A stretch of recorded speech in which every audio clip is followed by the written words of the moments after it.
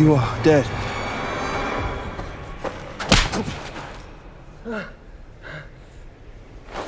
I'm alive!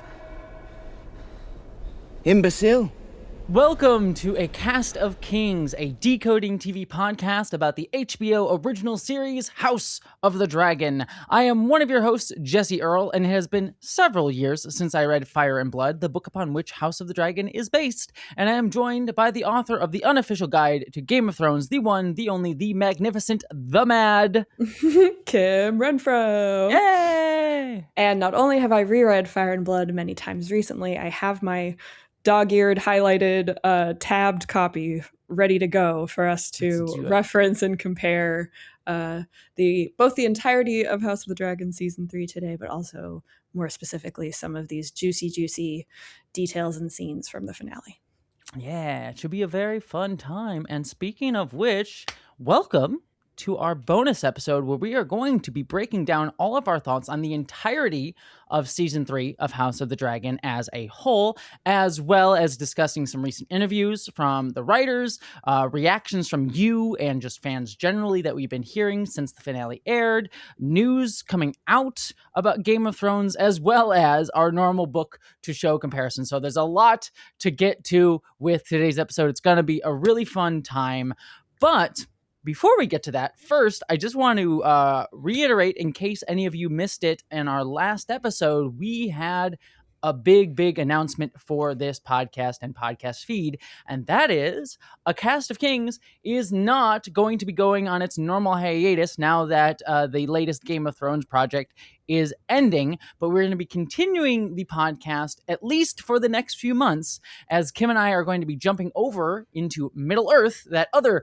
fantasy world, to cover the entirety of the Lord of the Rings franchise, all building up to our coverage of The Rings of Power Season 3 that is coming on Amazon Prime November 11th, 2026. So, just because we didn't go over it last podcast, I just want to let everyone know what the general plan is for the next few weeks. So each week, starting next week, we're going to cover a different piece of the Lord of the Rings franchise, starting with a week-by-week rewatch of the Peter Jackson Lord of the Rings movies, extended editions, of course, starting next week with The Fellowship of the Ring. Then we're going to go to The Two Towers and then The Return of the King. Then after that, we're going to do an episode that's going to cover all of the Hobbit movies in one episode. Not because we dislike them. I certainly have my thoughts on them. Kim may also have hers. But because we're wanting to make sure we kind of cover as much ground as we can before we get to the Rings of Power Season 3. So we're going to do that all in one episode. Then after that, the week after that, we're going to be covering something that I'm really excited to talk about, which is the War of the Rohirrim animated movie that came out a couple of years ago. And I personally think is super underappreciated, and Kim has never seen, so that'll be a very fun discussion. And then from there on out, every week we're going to be covering 2 episodes of The Rings of Power. So week 1 will be episodes 1 and 2, then 3 and 4, etc., all the way up until the season 3 premiere of The Rings of Power. So that'll take us all the way up to the premiere of Rings of Power Season 3. And then I'll be covering that as it releases. The release dates for The Rings of Power are a little bit weird right now. The Amazon has said they're releasing 4 episodes at first, then 2 episodes for the next 2 weeks. So we'll probably kind of split it up, where we'll record 2 episodes the week of the season 3 premiere, covering episodes 1 and 2, and then 3 and 4, and then we'll cover 5 and 6 and 7 and 8 after that. So that is the current plan. We may continue the podcast after that. We may not. It kind of depends on how this goes, but that is what we're going to be doing for the next few months, and it should be a lot of fun. So much information to cover there. Kim, anything you wanted to add to all of that? You crushed it. Excellent summary. I'm genuinely stoked for the next few months of nerding out about all of these different fantasy universes and the way in which they cross over or diverge or inspire from one another. I think it is a really fun world that we get to keep diving into both together and with our listeners. So definitely please send your thoughts, your topics. I particularly love people are already kind of sending us this is where I was when I first experienced Lord of the Rings stories, which I think is so fun, informative. And so, just excited for the conversations to come. Yes, I'm very pumped as well. And speaking on that, I do just want to say what our plan is for especially the Lord of the Rings movies is we want to hear your feedback, because these movies have been discussed ad nauseum for many, many years.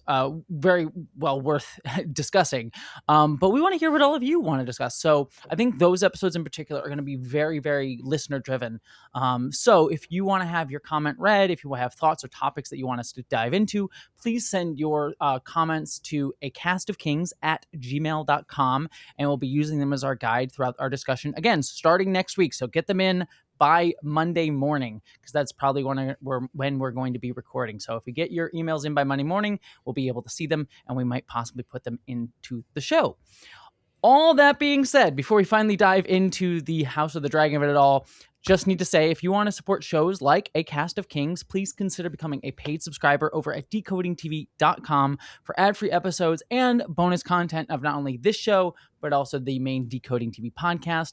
And with that said, it is finally time to discuss our bonus episode that was promised and dive into our thoughts on House of the Dragon Season 3. So let us start off with the big news that I missed on Monday, because we had a lot of news, a lot of things going on, but there was a piece of Game of Thrones news that I did not discuss that I want to make sure we touched upon, because I forgot to mention that Warner Brothers announced that Game of Thrones is getting a full-fledged theatrical movie release that is going to be based on Aegon's conquest, which, for those of you who don't remember, is the Targaryens coming over from after the doom of Valyria and taking over all of Westeros.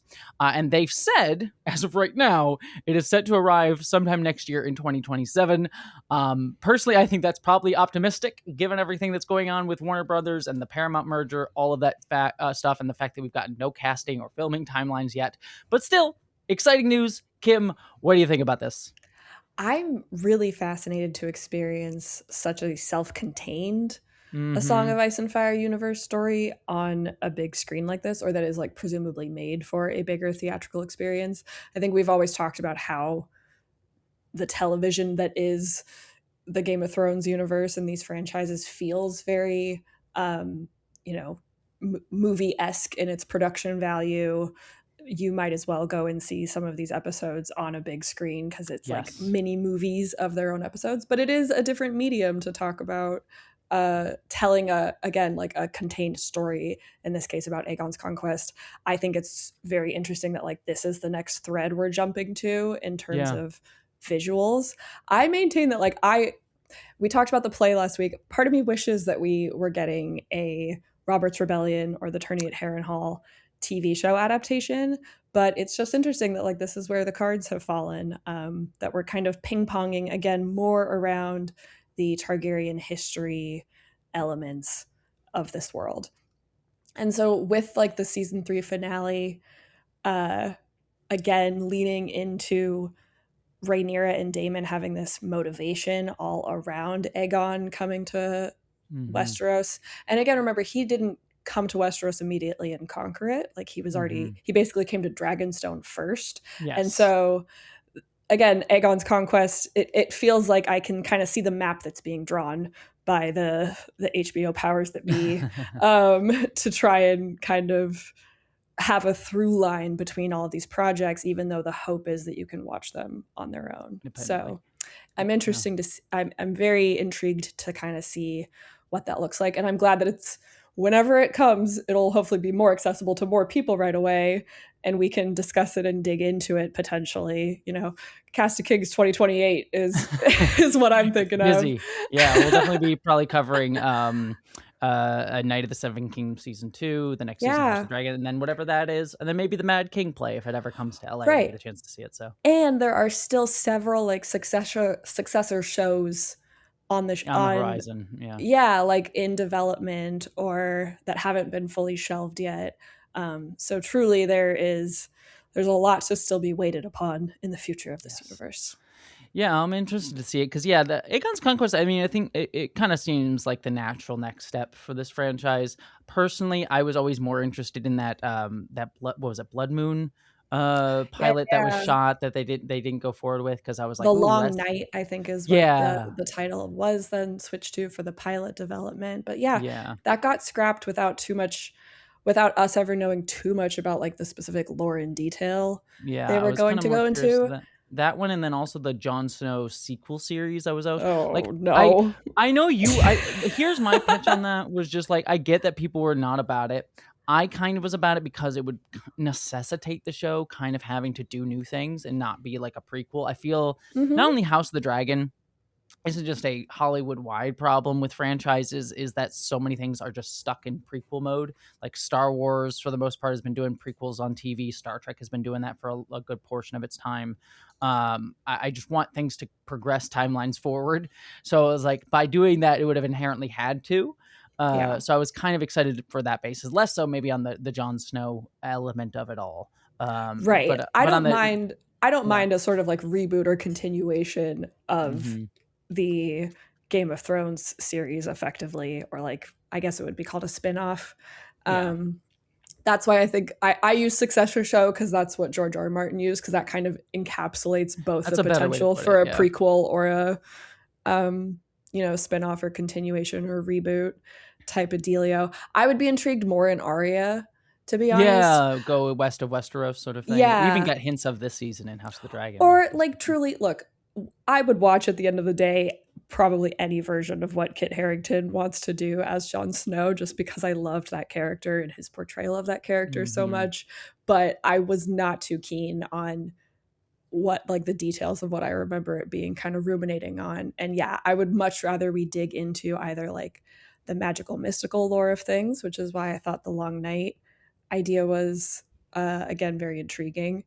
But I'm also like, I think that Aegon's Conquest has potential to be sort of like the Dune cinematic experience version for Game of Thrones, A Song of Ice and Fire fans, where I have no doubt that there will be something incredibly awe-inspiring and big set pieces taken advantage of for a big theatrical experience, which I love, because I love going to movies.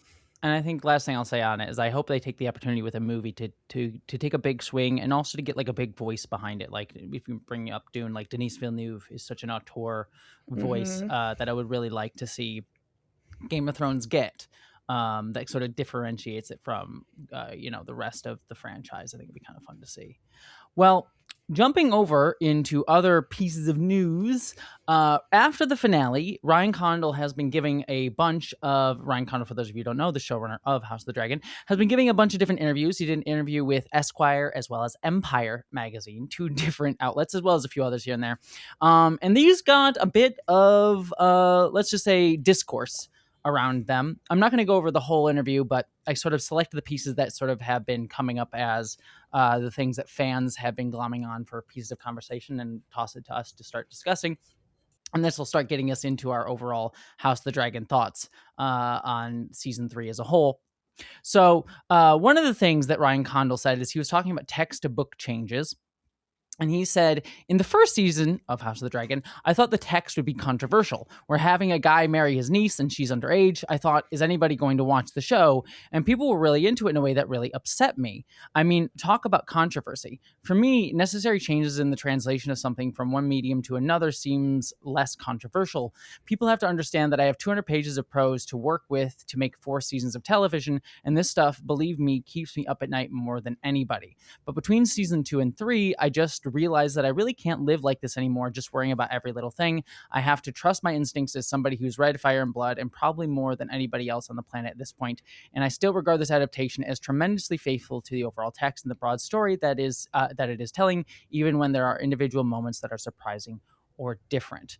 So what I'll sort of give an overview, and then I'll toss it to you, Kim, and then I certainly have my own thoughts. But this quote kind of became a piece of discourse for fandom, because a lot of fans were sort of arguing over, you and I had kind of disappointment with finale, was sort of our general sentiment. There are other people who were like, this is an amazing episode of the finale.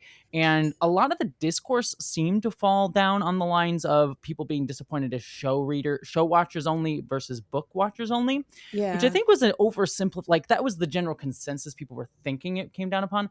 I think that that's a little bit of an unnuanced look at the problem. Certainly as book readers, I think we had our own particular disappointments.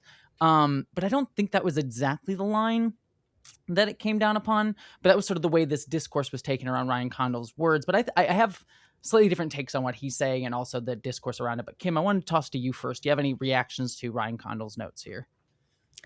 Yeah, it's interesting because I feel like it's been at least several episodes of the show, if not maybe most of this season, where I've just sort of come to the understanding that like the unique nature of Fire and Blood as a source material text anyways, combined with the changes I have seen Ryan Condal making, just do kind of make these two things two different fundamental, like two different canons entirely. And that there's like this show canon that I'm watching unfold, and I kind of would disagree with him saying like the tremendously faithful to the overall text and broad story. Yeah. I'm like, I kind of disagree with that, but I also don't take issue with that. Yes, like, I think that just is the project that he was tasked with / put in his application for, or however these things unfolded.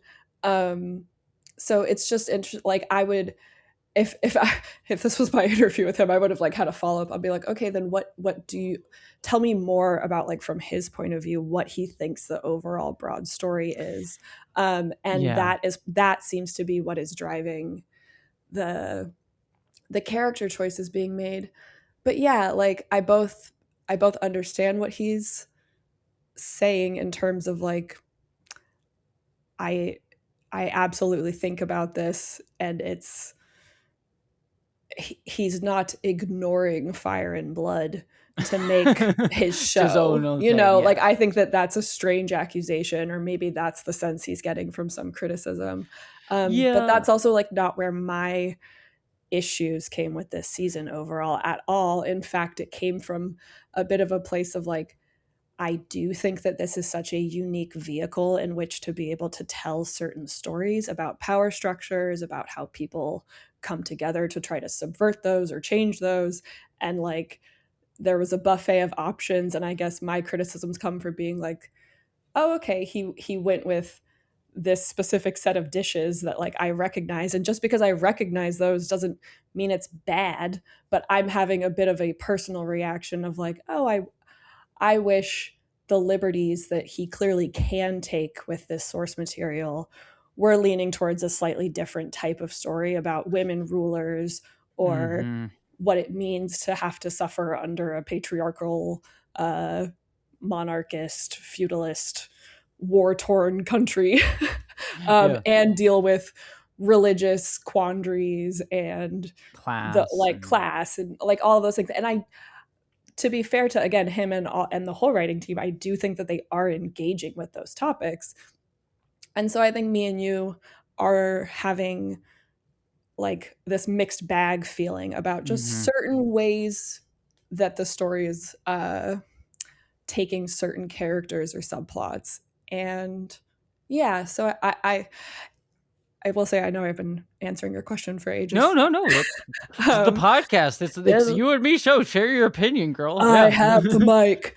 But that I will acknowledge too, that like I'm engaging with the show very differently than I have any other piece of media in this franchise so far, in that I'm not super plugged into like Reddit or Twitter doesn't exist anymore in my mind.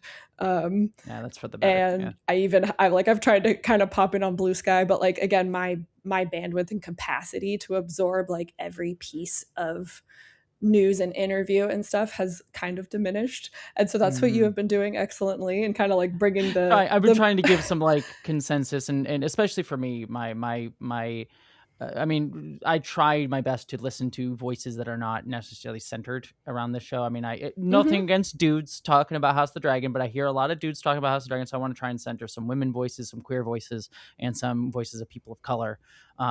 So that's what I try to do, to listen to. Which I've been loving as like the additive context for some of these things that I'm reacting to. And I've been finding it really enjoyable to experience the show again, like week to week, kind of in this own silo of like my reaction to it, our conversations, and then like obviously our listener feedback.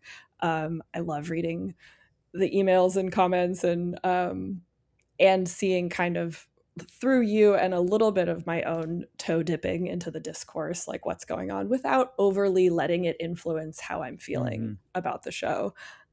So that might also be interesting context for.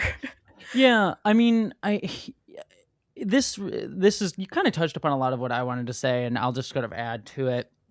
Like, it's an interesting reaction on his part, because I get the guy, like, there's a part of me that understands, as a writer of a show, at a certain point you kind of have to distance yourself from the audience. Like, audiences, I'm always of the mind that writers should tell the story that they want to tell, not be beholden to the whims of an audience. I think when you get too beholden to an audience, you end up ruining your story or being too self-conscious and focusing on that, especially today, where, like, I feel like, generally speaking, especially when it comes to big franchise pieces of media, audiences can be very entitled to creators and shows, and loud. Like... and especially certain toxic elements of fandom can be that way. You know, it's House of the Dragon seems like a slightly less big in that, in terms of the overly toxic elements, as compared to, like, say, Star Wars or even Star Trek, as sort of other big touchstones, or Marvel. But it's certainly not there with House of the Dragon. So I understand his point of, like, I just have to kind of walk away from it and not get too concerned about it. So I think that is absolutely fair on his part. But I also kind of take a little bit of frustration with the implication, to a degree, of his sort of reaction to people reading things a certain way. Like, he has this point here of, like, oh, it really upset me that people were into the Daemon Rhaenyra stuff. And I'm like, but you're kind of the one that presented the show with this, like, cursed romance element of it. Like certainly you wouldn't shy away from, like, yeah, he's grooming her. That was an element of the first part of the season. Right. But, like, and this is kind of something that we discussed throughout this season of the show. They even say in one of the behind the scenes of the season, which was, like, it's very difficult to make, like, an anti-war thing. Yeah. Because when you watch something, you generally get the sense of spectacle and right. awe at watching something. And that kind of goes for everything, like sexual assault we talked about with that, like characters that we enjoy to watch. And so, like, I think, like, a good example would be, like, Aegon this season, where, like, season 1, he's this guy who we clearly set up as, like, he's raped people. He's got bastards that he's, like, letting watch die. He has no desire to actually rule or learn or like better himself. He's bullying his brother and everyone else. And then this season, like, he goes through a redemption arc to a degree, or more of a, like, changing his perspective arc to a degree. But there's no real, at this point in the show, necessarily thing for him to like, he's not reckoning with like the problems that he caused, and yet like, so many fans are kind of enjoying watching Aegon, myself included. Like, Tom Glencarney's performance is phenomenal. The whole bit about, like, I'm alive has become, like, a meme, and I love it to death. But, like, that kind of runs counter to this idea of, like, yeah, no, Aegon's kind of not a person you should be liking. You know what I mean? Right. And so, like, again, this whole idea of, like, an anti-war thing, where, like, even in this show, we can kind of touch upon it later, but, like, the White Wolves are, like, these characters that are really terrible, and yet the show kind of presents them as, like, yeah, look how cool these sort of, like, nihilistic death-seeking Stark line guys are, and, like, yeah, they're bad, but, like, we kind of find him badass when he dies by fire and seems so cool, and sexually assaults Ormond when he kills him. You know what I mean? And it's like, that's the thing. And so it's like, yeah, you can kind of, Ryan Condal be here being like, oh, I found it so upsetting that people were into the Rhaenyra Daemon story. But I'm like, you're presenting them as our leads, and people want to invest in characters. We don't watch shows for characters we don't invest in. And you've put work into, like, having us invest in their very cursed, very upsetting, relationship, but a relationship nonetheless that you've asked us to invest in and voyeuristically watch. So, like, it seems like a little bit of a short-sighted understanding as a filmmaker, that element of it. And then the last thing too, and this isn't necessarily his fault, but it's kind of how the discourse kind of broke down for what I saw around this quote, which was, like, people being like, yeah, he's saying, like, people who don't like the show, they're just too caught up in the way they wanted the book to be adapted. And I think as Right. you were saying, like, this is kind of what you were saying, and I'll just reiterate this point, is like, certainly, yes, I get caught up in like, this is how I would have liked the book to have been adapted. These are the things that I found interesting in the book that I would have liked adapted. But at a certain point, and I've watched enough adaptations of things, The Hobbit being one of them. I have a Hobbit tattoo. It's one of my favorite books of all time. Those movies are not what I would have wanted The Hobbit to be, but I've kind of like let go and being like, okay, what, like, I'll take this as it comes to me, and on its own terms. And I do feel like even taking the show on its own terms, I have some disappointments with how they've discussed many and shown many of these stories, as we'll get into in just a minute. And then the final piece of that is also too, like, when you do put it in context of the book, of like, here's what the book did versus what the show did, I find a lot of the choices that they made to the source material lessened the source material, not like took it in a different direction or said something different with it or made it their own, but lessened it. And I think like a big element of that was like with the Rehneyra storyline, which, as I pointed out this whole season, and it's not for me to get offended by, but a lot of Black creators and Black commentators on the show have taken issue with how they have really removed some of the interesting ideas from the book version of both of those characters, Rhaena and Nettles, and by simplifying them and then putting her into this like abusive arc, or this sort of like put upon like I'm guilty for all these crimes arc, has really done a disservice not only to the character and also one of the Black women characters in the show, but also the Black characters within the book, or the Black sort of representing characters within the book, and how those storylines were sort of much more progressive and interesting in the book. So I think like all of these things kind of sit in a milieu stew of each other that I think both Ryan Condal's response, I think, is not really addressing. And I think also the discourse kind of simplifies as well around Ryan Condal's response. Yeah. And also like, I just feel like my reaction to being surprised that people are actually into Daemon and Rhaenyra being together despite the yuck of it would be like, have you not been on AO3? Hey, right. Have you not been on AO3? And have you, like, is that not just a testament to Matt Smith and Millie Alcock for somehow really realistically bringing together this like I still think I have, I would say, nearly entirely positive things to say about the first season of House of the Dragon. Yeah, like, I think it's definitely a strong season of the show. Really loved it, and I still do kind of find myself marveling at the way that episode was directed, and like the complicated layers of this incestuous familial, but also like kind of consensual, but then not. Like, it was, I thought that was a incredibly fascinating way to develop this relationship from the book. And yeah, it's funny to see like, or to feel a little bit like maybe I'm in a camp of people who were like, dang, that was really impressive. And I am, despite all of my own instincts, finding myself kind of like understanding why Rhaenyra and Daemon would wind up married and devoted to one another in this way. Like, to have the reaction to be like that, like, you're a little weird for that, and I'm gonna try harder to like tell a different version of this story or something, or like I'm going to try and make sure that that type of thing can't be misunderstood in my future choices. Like, is that sort of the vibe that he's giving back? Yeah, and it's also like, it's like people can, I think people like also, we invest in things in fiction that we wouldn't necessarily in real life, right? Like, totally. Again, I made the joke of AO3, like AO3 has a ton of like incestuous relationships, weird things. Like I've read weird fan fiction stuff all over the place.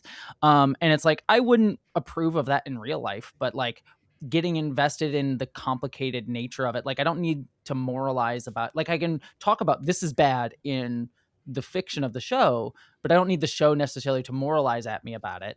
But and also that we can kind of be sort of intrigued by it as watchers as well. And it's a very complicated thing, because I also talk about, like, for me, more important to me is like, what is the message of the media kind of getting across overall, not in like a here let me tell you the moral of the story here, but as a, what biases is it asking us to interrogate about ourselves and which one isn't. And like for this show, as we'll discuss, and we should jump into it in just a second, which is like, I do tend to think that this season, for example, when it comes to like depiction of Rehneyra as like a mad queen, ends up relying on like our inherent cultural misogyny around women being mad, you know what I mean? And not asking us to challenge that idea in any way. Whereas like, I would rather, like, I can take a show being like, okay, here's an incestuous relationship, but I don't need the show to moralize about it, about it. But it's also like, I don't necessarily want the show to like have me enjoy sort of emotionally sort of relying upon like, yeah, she's a mad woman in terms of like my biases in our culture. You know what I mean? That rubs me the wrong way. Same thing with like something that people of color are talking about with Rehneyra. I can never say her. There's too many R names in this show. Rhaenys, well, and she's Rhaenys' granddaughter, Rhaena. Oh God, Rhaena. Yeah. So Rhaena, like it's like the ways in which that character is portrayed sort of rubs up against some problematic stuff or depictions of people of color throughout fiction and biases in our culture. So it's not like I needed the show to be like, this treatment of people of color is bad or whatever, but it's also like the story itself is not questioning or pushing against or doing anything interesting or new with these characters. So right. And for me, I think a bit overall with season 3 and what I saw kind of come to a head in a few of the finale scenes between, like, again, it's one thing to say, yeah, it's totally fair to say it's faithful to the text that like Rehneyra the Cruel is a major turning point, not necessarily turning point, but like a fixture within this Dance of the Dragons story. But certain show changes have taken the liberty to give us both like private examples of her being cruel, specifically with these characters like Bela and Rhaena, even Alan to an extent, like the way that she does truly seem to wield his dutiful nature against him to be the one who executes the Pope of this land, for lack of a better comparison.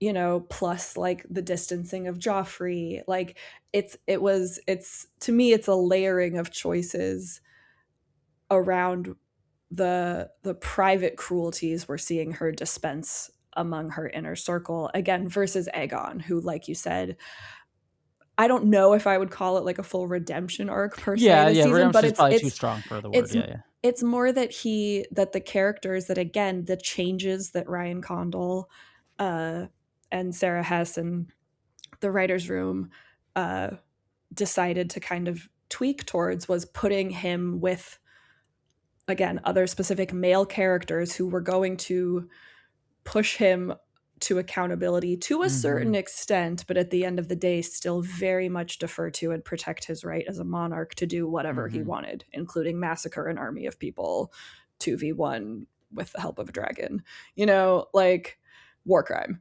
Or whatever, you know, surprise bombing, like however. It's like not like war crimes didn't exist, I guess, back then. That's true. Yeah. But I mean, but like us as viewers from a modern context would be like, yes, war crime. So I think like we can have a modern sensibility watching something, but yeah, totally. Well, so it is.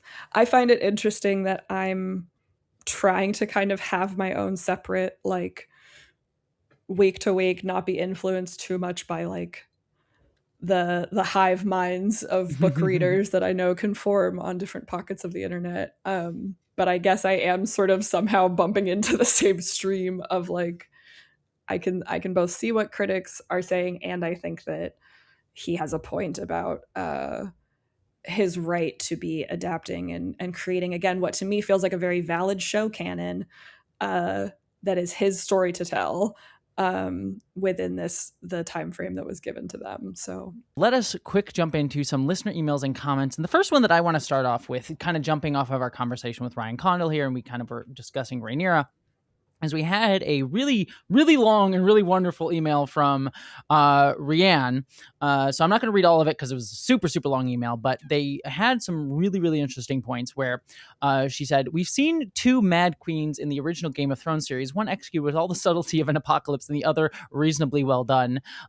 Game of Thrones explored both sides of what we mean by Mad Queen. Between them, Dany's psychotic snap and Cersei starting off bad and slowly descending into greater and greater tyranny. She fell from queen consort, queen dowager, queen consort, etc., exploring the evil sense of the term. Hot D itself actually kind of gave us a Mad Queen consort, dowager queen for Alicent in seasons 1 and 2, which is also pretty well done. It blended both definitions of quote unquote mad to give us a complex gray character. We had so much more sympathetic mad versions in terms of her gradation from skin picking disorder to her panic attack at the small council and then her suicidal ideation at the lake. But also the more religious, ideological, hypocritically evil angle that we went with her was kind of Westerosi conservative Trump voter, which is not something we'd seen before. So given all of this, did we really need to see not one, but two Mad Queen Rhaenyra and Helena, especially the extent to which they were characterized this way in season 3 and some of season 2? How many more women be crazy storylines do we really need to see? So yes, like this kind of gets into our crux of what we were discussing here. And I very much agree with this. I mean, for me, like, again, I've said this over and over and over again, where it's like, I do think that there is something interesting to be said here of like the entitlement that Rhaenyra had. And other people have been putting this out. You shared a TikTok with me of someone saying this. And I think this is actually a very good point of like, look, we have seen from season 1, Rhaenyra having this sense of like entitlement and egotism and sense that like she is better than everyone else because she's a Targaryen. And then she sort of styled herself in her older age of like, I'm of the people, and because I'm a woman, I'm so put upon. And there's truth to that. But as we see, even in real life, you can see privileged women like, let me just use an example. J.K. Rowling will use her privilege and say like, I'm oppressed as a woman, to then turn around and attack other people who are more marginalized in real life, or who are more economically just disenfranchised than her. And we see how womanhood can be used by the privilege as a defense to sort of prop up privilege.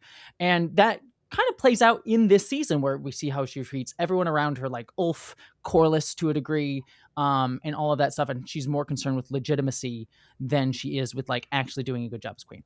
So I think like and that sort of like entitlement leading to her like madness, quote unquote, at the end here, I think that's interesting. And I think the show did show some of that, and I think worked well with some of it. But again, I think what frustrates me, and I'd be curious your thought on it, is like how they just didn't, I think, really get into a lot of nuance with it in terms of things like showing gradations. It was sort of like Daemon's the devil on his shoulder, and then Mysaria is the good one on her shoulder, and it's just this constant back and forth between these two that doesn't really feel like it draws out these ideas really in a complex way. Every single choice she makes is a bad one, and it makes her look silly and dumb. The show and I want to just credit Rayanne for pointing this out, of like, we get these sort of mentions of like her menstrual blood as like a thing that she deals with in episode 3 of this season. But like that doesn't really play into anything. It's just a like, oh, she's having her period now. And it's like, you could have that be like, oh, maybe someone notices and starts to question it. It's like, oh, she's a woman on her period. And that sort of like also be used to fuel her sort of sense of aggrievement as a woman. But no, it's sort of more played like, oh, she's just a thing she's dealing with. And it plays into this whole idea of like, women be getting their periods, you know? And so it's just, I don't know, like, there are things that I like about her arc this season. And I love this, especially episode 3, outside of the menstrual blood moment, of like her fall into like paranoia and stress and feeling like everyone's out to get her. But then every episode after that just got reiterating the same point in a completely unnuanced way. That sort of like her turn to like, I'm going to go full fascist now at the end just felt very simplified in a way, in a show that like had given more nuance to that in previous seasons. I don't know. I'm curious your thoughts. I do think House of the Dragon has been effectively laying out this path for Rhaenyra for much longer than Game of Thrones ever did for Dany. For sure, yeah. And then in the case of Cersei, like I quite frankly was surprised to kind of like open my phone, and I do follow a couple of like the HBO accounts still, and yeah, like looked on Instagram or something and saw that like this final shot of Rehneyra looking out that window, presumably over Helena's body, was meant to be mirrored with Cersei uh like kind of reveling over the burning of the sept, and then Tommen and Helena's sort of suicides kind of paralleling each yes, other. I think it might even and be the same window I think they used. So. yeah, and I was just like, oh, I understood that we were going down this path of like Rhaenyra is losing a sense of stability at every turn. She truly is being dealt like a terrible hand. I think almost any ruler would find themselves in a difficult position the way that Rhaenyra did when she arrived to the city and found, zero gold and again, betrayers around every corner. So yeah, I also am kind of like wishing we weren't going down the route of like when things get hard, women be crazy. Yeah. Because I have appreciated the inclusion of, again, like a realism when it comes to Rhaenyra's struggle with participating in the small council meeting freshly postpartum. Also, like something to take into account, which again, the show could have been more overt about, but like she is also technically very freshly postpartum in this point of time in the series.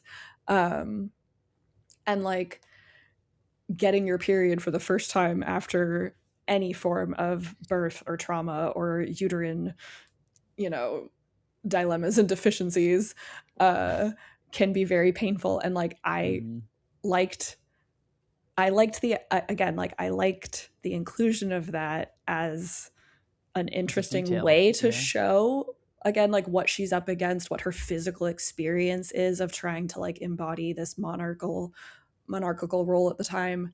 But right, it just feels like one of those threads that then didn't turn into something slightly bigger. It's just kind of hanging there as a like detail of, I guess, a specific thing she's going to have to deal with as trying to be queen versus king. But like, yeah, no, go ahead. Oh, sorry. I didn't want to know if you have more, but like the point that I also too that was just thinking about, we were both discussing how we're both autistic, and I'm open to talking about that, but also like I deal with, my mom was a special ed teacher growing up, and so I'm sort of sensitive to discussions of like sanism or like mental health things. And there's something that rubs me weird about how everyone's just describing her as mad.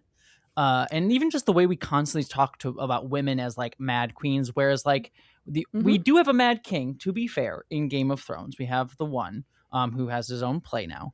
But generally speaking, it's like we put madness onto women a hell of a lot more than we do men. Like, again, the word hysterical comes from this idea that like women's wombs made them crazy.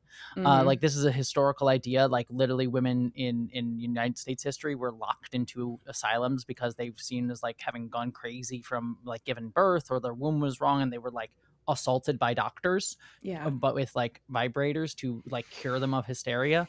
So some like really fucked up stuff. And like, so this idea of women are mad has a history in very problematic elements, and the show itself doesn't seem to be interrogating that. Right. Like, what was interesting, again, we're talking about book to show changes, like the show seasons 1 and 2 kind of had this interesting discourse with the book of like, oh, is this what, like the show is like showing what actually happened, and the book is a historical text, so like maybe what book, like the book in universe exists, but like what the book was saying was sort of like men and the people that were there sort of prescribing these ideas onto the women, and all of the people that were involved in these stories. And then season 3 has kind of tossed that aside and then just sort of gone for a more literalist interpretation of like, yeah, no, she was kind of cray cray. Whereas like you could see a historian being like, and then the woman went mad for some reason because women just be like that. But then the show kind of does the thing. And then one last element of it too that I want to toss in here is like the behind the scenes of the show. I mean, I've talked about earlier in this season about relating the show to the modern day, and how like you and I as critics of this show is like we're gonna make allusions to things that we are dealing with today and kind of put our own modern interpretation on the text, because it is a show that we're watching today as modern day people. And I think that that's something important to do. I mean, I just a minute ago made an allusion to J.K. Rowling, and I think that's a very applicable point you could make to the show's dynamics here. However, listening to the way the writers of the show talk about the world that they've written, like the behind the scenes in episode for the finale, they talked about how Rehneyra went full fascist.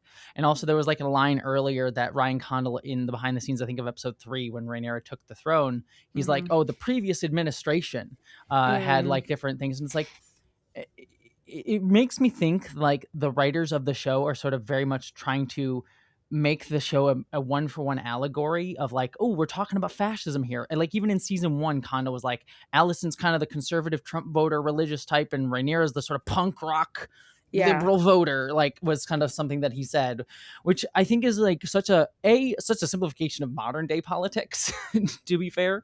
I mean, again, I think fascism is something we definitely need to be talking about. But it's kind of an oversimplification to be like Trump voter versus punk rocker. Like, there's so much more gradations of actual political ideology that we can discuss. And then also the show, and this is something that Tolkien talked about, less Martin, but Tolkien was very much a thing talked about in his work for Lord of the Rings, is that he hated allegory. He liked applicability. He's like, I should just write the history, especially when you're writing in like fake or real histories, like write what's real for that world, and people will find things that are applicable to it because issues of power and things like that match. Like, and I think like, again, the ring being a thing for like the Lord of the Rings, like the ring being another reference to like nuclear weapons, the dragons in this show being a thing for nuclear weapons.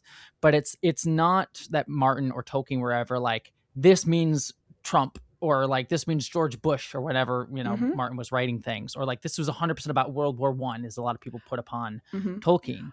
Or like the White Walkers being a metaphor for climate change. Like George R. R. Martin has specifically been like, no, I was also trying to not be that one-to-one about what I'm writing. And it's like, I personally, I love Star Trek, and Star Trek is the allegory machine. So I don't hate allegory as much as like Tolkien was. But I do think when you overly try to make things one for one, you limit your text. And I think by doing that, it kind of plays into the mad stuff with Rhaenyra as a woman. But like, oh, she's a fascist now. And I'm like, so you're going to make the punk rocker liberal woman who you were referencing the like become fascist, Pam Bondi. Yeah. And I'm like, that feel like, even in your allegory, that feels weird, because it feels like the fascists should be more Alicent in this regard. But even tossing that aside, like this is an absolute monarchy. Like, she has absolute rule. What do you mean like fascist making, and like this constant worry about like what the small folks want? Like, certainly don't want small folks rising up against you, but in terms of like, I got to do the propaganda machine, it feels odd. You know what I mean? Right. And this is definitely an area where I do think that like a lot of deliberate choices have been made to it feels to me like the timeline of events and what made Rhaenyra eventually garner this reputation within the Fire and Blood histories about being cruel. I would say she's described more as cruel than mad in this set of the Fire and Blood text, and maybe that's a word being used like more than fans, or again like by the HBO social accounts themselves of like drawing these comparisons. When I came into season 1 and got very attached to kind of seeing this show Rhaenyra, this brand new canon version of this female character. And to me, I did not pick up on the sense that I was watching like the Cersei origin story with Rhaenyra in this season. Again, I thought, I was watching the like insurgent leftist person get radicalized in youth and then attempt to change things later when they did come into power. And it's not that I was expecting that. Or if you even wanted to be like that allegory too, if I'm like going to put it upon it, it's like you could talk about like how she's like, oh, I'm punk rock, I'm the more progressive person, but then also still upholding the institutions, because I mean, this is me getting into politics without getting too much into it, but like you look at like someone like Biden being like, I'm the change or whatever, and it's like, you're still upholding the institutions of American imperial power. Anyways, that's an aside. So. Yes, and like this,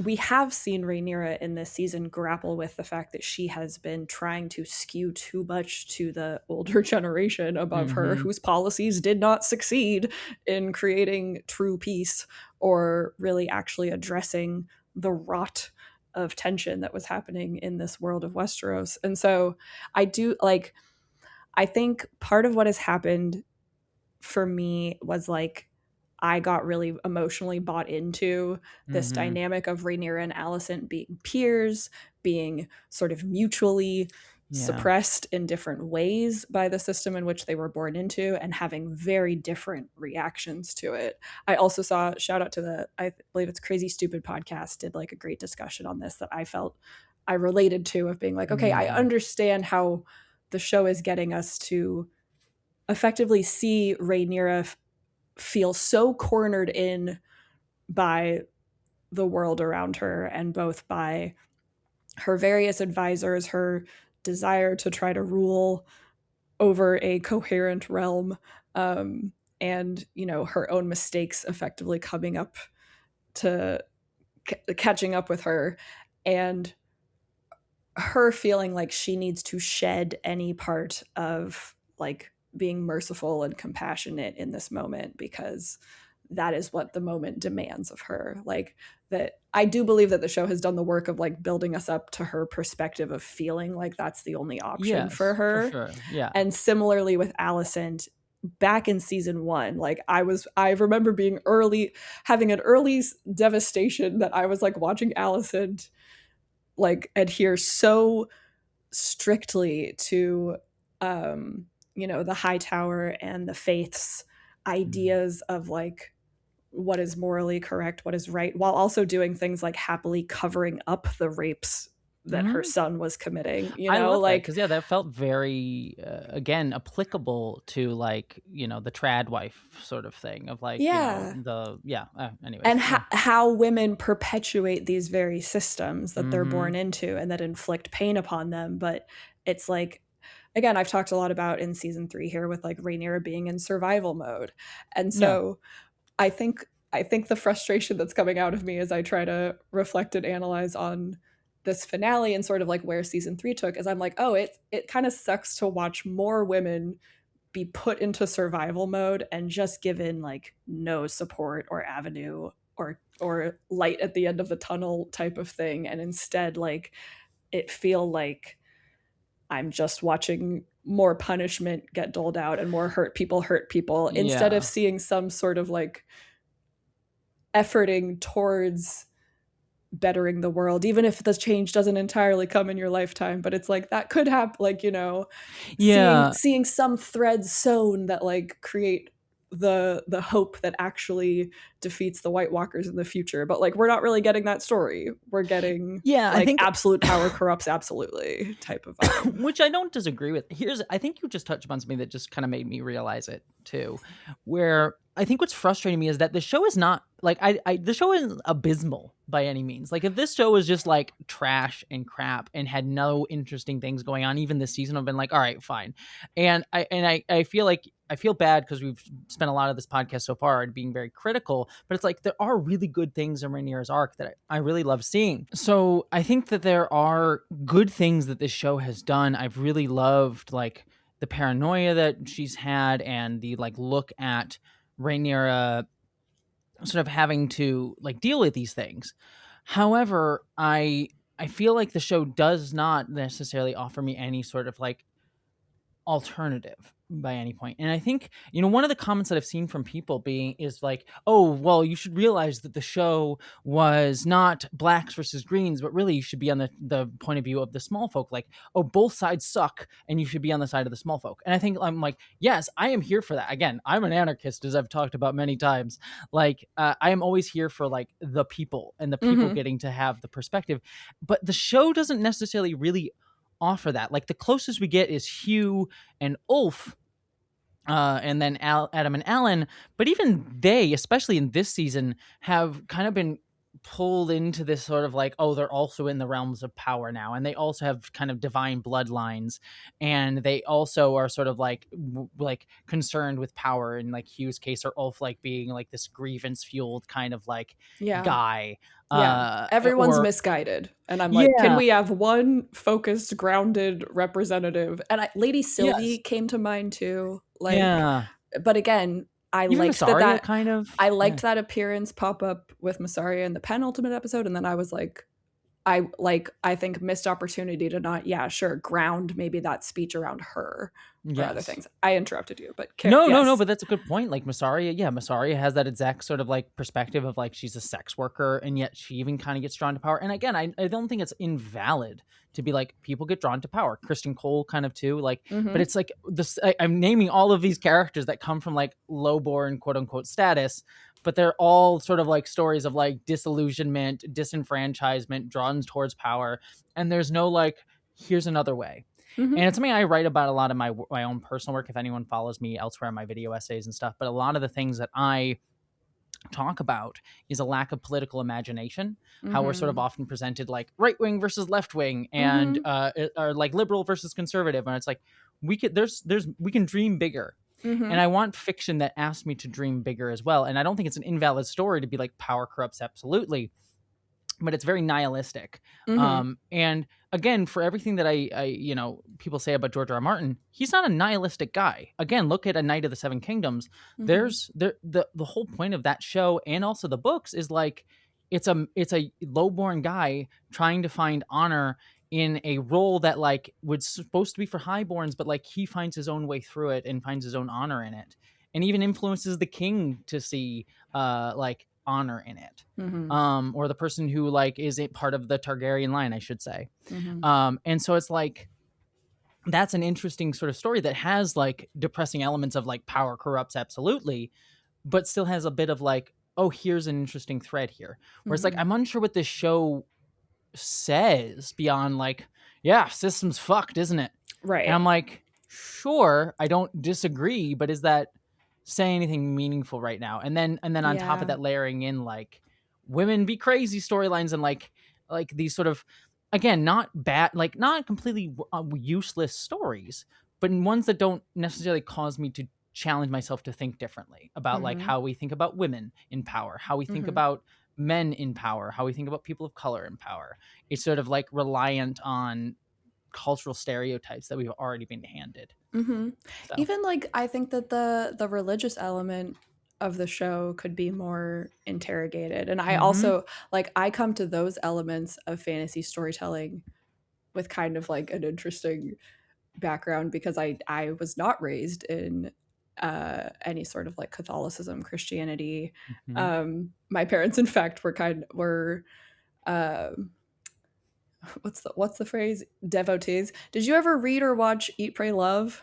No, I did not. Do you know about it? Oh, or like like the general. Yeah, I know the vibe. Where she goes to pray, the ashram. Yes, that's the same spirituality that my parents believed in and then raised my sisters in, and it's kind of like I say like a westernized version of Hinduism, despite being like the guru is it's a long story. But anyways, I have always come at like understandings of how a lot of these like major popular genre franchises are pulling from stories of Jesus. I think like Aegon's revival, and even them specifically using like resurrection over and over again. And again, like the clear parallels people are making between a high septon and the Pope, and the faith is its own like patriarchal system. I think that there could be all of this interesting tension between Rehneyra having an issue with that, like with like those structures, and trying to again bring some sort of like creative twist on how people understand gods or practice religion. But yeah, it felt to me like instead we're rehashing like you are outright dismissing all of these people's belief, and in doing so you're alienating yourself from the small folk, and since this is our bonus episode, I'm free to say that like that is not how Rehneyra the Cruel breaks down in the Fire and Blood accounts. So again, like Ryan Condal has and the writers team have made these choices of like what it is that is isolating and distancing Rehneyra, both from her inner circle and from the small folk. And yeah, I think that the positive reactions I'm seeing to the finale make total sense to me, because like it was fun as hell to watch Lena Headey be Cersei, you know, and it's gonna be fun as hell to watch Emma Darcy do whatever she does as Rehneyra. Like I think that what I feel is I'm having a reaction to being like, oh, that's the story we're telling. And that's like really clear with this season 3 finale. And even from where we started of like Rehneyra in her act of grief could have gone in many directions. And so what we're feeling here is everyone responding to being like, oh, this is the path that this show canon seems pretty devoted to. Yeah, I agree. Well, one thing I want to also touch upon that you have in our notes here, because we kind of touched upon a few other things, is the Mysaria-Daemon conflict a little bit here. Can you talk to us about like the distinctions between their conflict in the show and in the book as well? Yeah, that whole breakdown has been basically entirely different. And so again, like the reactions that I was having to, you know, this season 1 or season 3 finale kind of like breakup between Rehneyra and Mysaria was also because like, oh, like this was an avenue in which we could have gone anywhere. And yeah, in the book, in the Fire and Blood accounts, again, it is Daemon who is most sexually involved with Mysaria in this phase of Rhaenyra's rule, but it's acknowledged that like him and Mysaria had a relationship back in the day, which again, like the show took, like that was how Mysaria was introduced to us, was as Daemon's preferred sex worker and kind of like confidant. And so I was really enjoying the choice to make it like in Fire and Blood, the account says that Rhaenyra is aware of the relationship and is like cool with it, that like they effectively have an open marriage.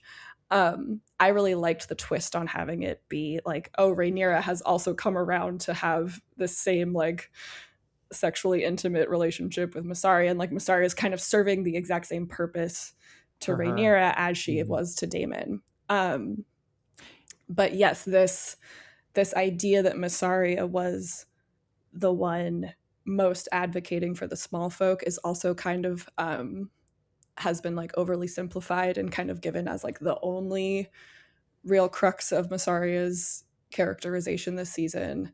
And then Daemon is like, aside from that one conversation that the two of them had before Rhaenyra took back King's Landing, is like entirely separated from Mysaria / like I was kind of waiting for them to maybe introduce that as a point of conflict between Rhaenyra and Daemon, that like Rhaenyra has started sleeping with Mysaria or is like dismissing Daemon for the sake of Mysaria, but that doesn't seem to be what's happening here. And instead Mysaria has now just been like split apart from Rhaenyra and Daemon entirely. Yeah, and it felt again, I don't dislike the idea of like, oh, she's going full Daemon side, so she dismisses Mysaria in the finale, but it just felt so weird to me because, and I've talked about like queer context in this, like I agree with you. I think the choice, this is a change from the book that I really liked, was like having that relationship not just between the two of them, but then also making it an explicitly queer one. Was very fascinating because you know that like queer people existed during these quote unquote like medieval times. I mean, this isn't necessarily historical, but like in times like this, like queer people did exist, but they're often not mentioned or written into history. And it's how even modern day people will sort of be like, oh, queerness is a new thing today. It's like, no, queer people always existed. It just, we didn't talk about it. And so I liked seeing this sort of version come out here of like, yeah, she would have a sexual relationship with Mysaria. And I think that that's fascinating, but the show kind of doesn't seem to really deal with it all that much until the penultimate episode of the season, which you and I praised at the time. And I'm like, okay, this is interesting that they're bringing this back in, and so she's sort of drawn to her, and like it's a push-pull between things. But then the immediate very next thing is like she's dismissing Mysaria, and I'm like, so you're telling me that like it sort of treats queerness as just incidental, You know, it's like, oh, it's like she's Yeah. having a queer relationship and then she just tosses her aside, like, whatever. Whereas Damon, you know, she can't really toss aside Damon. She has all this angst around Damon. And like, yes, she's got a longer relationship with Damon, so I understand to a degree, but it's like, it just sort of treats their relationship as this frivolous thing that we can just do, and then she'll just toss her aside in whatever sort of way. And again, Yeah. you can bring in ideas of class and like how she treats people into that. It's not incorrect, but it feels almost like the show sort of frivolously doing that rather than like just the character and simplifying it.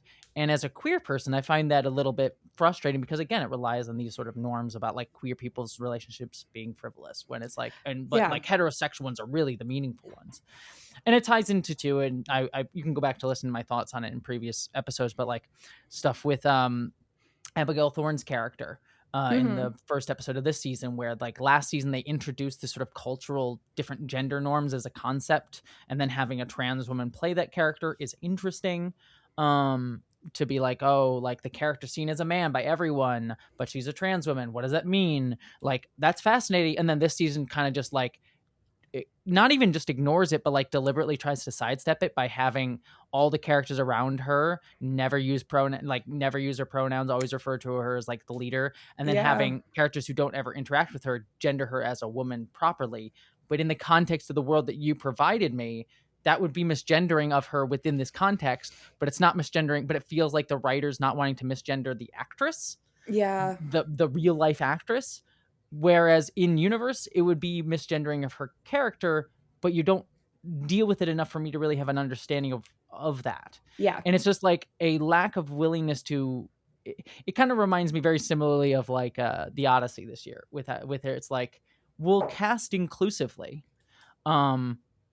or diversely, maybe is a better word. We'll cast diversely, but not necessarily be inclusive in our thinking of how we're writing these characters. And that plays out in the queer context of this season, and also the people of color this season, and how they're used throughout the season. And it's like the same thing I kind of had with the Odyssey, where you have like Helen of Troy, Lupita Nyong'o, and Elliot Page as a trans man in those stories, and like that getting a lot of hate from conservatives and people attacking the Odyssey as a piece of media, which is stupid and dumb and ridiculous. But when I watch the movie The Odyssey, I personally find it to be a very, not like MAGA conservative, but a very conservative traditionalist story in its themes of masculinity and things like that. And so it's like, the story you may have diverse castings in The Odyssey or here in House of the Dragon, but like the ways in which these characters or themes are used are not pushing anything forward. Yeah, it's interesting because I understand how some people do watch pieces of media or absorb them and kind of experience stuff in a silo. I feel like I have almost always, like since I was really little, found like some sort of like emotional process and catharsis in watching certain movies or TV shows. And it seems silly to not become self-aware that like that's because I'm recognizing a bit of myself in these characters on screen. And like as a white woman, I've largely had the privilege of having many options to choose from, especially as a cisgender white woman in America, you know. A Californian, no less, from the land of movies, as some people would think. And yet, like, I think that part of what is happening with this later trajectory of House of the Dragon is that, like, I definitely got some sort of, like, personal attachment to Rehneyra in specifically. Like, I did not come into House of the Dragon feeling like I really cared more about one character or the other. And again, that's part of because of the type of text it is, which also just is always at the forefront of my mind when the discourse really starts picking apart book things of like, guys, this is a like weird fictional history that includes a bunch of terrible things, most of which we probably don't want to see with our own eyeballs. And like, wait until certain things in season 4 we know are coming. I'm like, oh boy, that's gonna be rough. Yeah.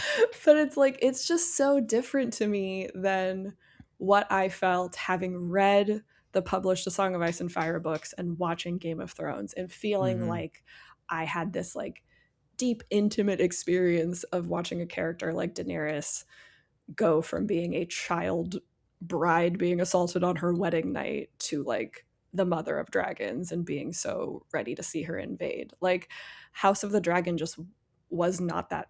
Fire and Blood was not that kind of text, and House of the Dragon felt to me like such a blank slate. And just watching the first batches of episodes, I felt like I really truly fell in love with this iteration of Rhaenyra in particular, and Alicent also to a degree. And I felt so like seen by the sensitivity that I have to like the way that young women, and especially like these two young white women, are, you know, manipulated and groomed and have all of like the most you know, I don't know, I was about to say like morally right instincts, but I don't think that that's even what it is. But just like, again, seeing a world that like tries to convince young women that there's no choice but to suffer, and to suffer immensely for the sake of mostly the men around you in your life, like whether it's your father, your husband, or your sons. And you know, we touched upon this earlier with like how like George has always been able to kind of capture just a general humanness across across his work, across his work and his characters. And like that's why it's relatable, not because like I'm truly rooting for like this random lady in a random court in a fictional land, but because I'm relating to her as a young girl. Or even like Jon Snow felt to me like such a believable kind of like coming of age character who is so often trying to live a certain type of honorable life and finding that increasingly difficult and messy, and then he gets stabbed for it. Like that that was a very like realistic years-long journey I had with that character. And so yeah, like if you're listening to this, what you're hearing is me like in real time processing that this particular type of woman in this world that I love so much. Like I got very attached to this idea that Rhaenyra was persistently trying to kind of skew back towards a moral center, even though she had blind spots, even though she had flaws, even though she was also like subject to making mistakes and perhaps being cruel every once in a while. But then, you know, like the fact that the show has now made it like believable that she's been beaten down and crushed again, exactly as like Alicent told her she would. Like the show is being very direct about like, we're telling you that you can't possibly do this in a good way and we're gonna prove it. And I'm like, oh man, I felt optimistic there for a second about like. Well, I think it's like it's the fact that there's none of that, because I don't mind that, again, that story being told of like her privilege. And I don't want to like overemphasize this because we already talked about it, but it's like then have that perspective elsewhere, but you don't. And so it's just sort of like, yeah, she's gonna be corrupted, but it's like, okay, but you don't have, you know, like Massaria seems like a place where that voice could kind of come out, but even Massaria, you have this element of like, oh, she's also drawn to power. So we've already hit upon this. One thing I do want to go into to kind of move the conversation along a little bit, and something that we are a bit more positive on, is I want to talk about Helena. Because I know you had a lot of thoughts about Helena and how the show has depicted her. And we've had some criticism, especially if you've been listening to our bonus episodes. But I also want to talk about some positives in this thing. So, Kim, what are your thoughts about Helena? Because I know you and I related to a lot of what's going on with her. Yeah, I think that people picked up on way back in season 1 that the way that Helena was being portrayed, and Fia Saban is the actress behind this lovely portrayal of Helena, that like something in her performance and sort of these character choices of like a hyper fixation on bugs, an avoidance of eye contact, very neurodivergent, and even more specifically like autistic coded. And as you mentioned, you and I are both autistic. And like in my case, rather late diagnosed into my adult life, and so again, like I felt a very intense relatability with Helena, and especially this season of like, you know, the idea that absolutely no one is paying attention to what she's actually trying to directly talk about in a lot of these conversations, or like the heartbreak of Rehneyra taking no interest in the tapestry that she's making this entire time, which probably would have informed a lot of things. And I find it really interesting to explore the idea of like, yes, that neurodivergency would exist among the human population of Westeros as well, and that like people would clock that effectively as being there's something different about this person, or like why is this thing not easy for you, dear child. Like I felt that energy coming off of Alicent a lot of times too. So I did really love bringing that, just flat out like bringing that type of portrayal of a young woman, a young person, to screen.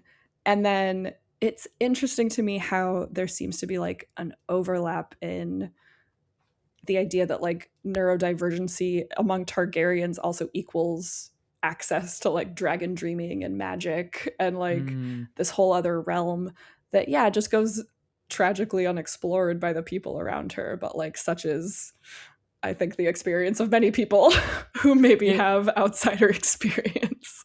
Yeah, it's something that's interesting. It reminds me of Cassandra syndrome, sort of thing, where like if anyone knows, Cassandra is this famous character in, I think, Greek mythology who's like doomed to say prophecy that people will ignore. And so it's like, here's what you can do, here's what's happening, like here's the warning, and then people will ignore it.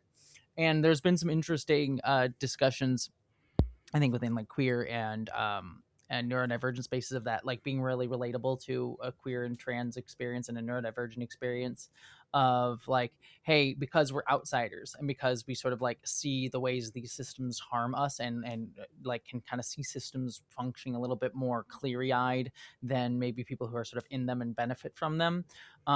People will be like, hey, look, we see the problem, and then be ignored because we're dismissed as women, trans people, people of color, neurodivergent folks.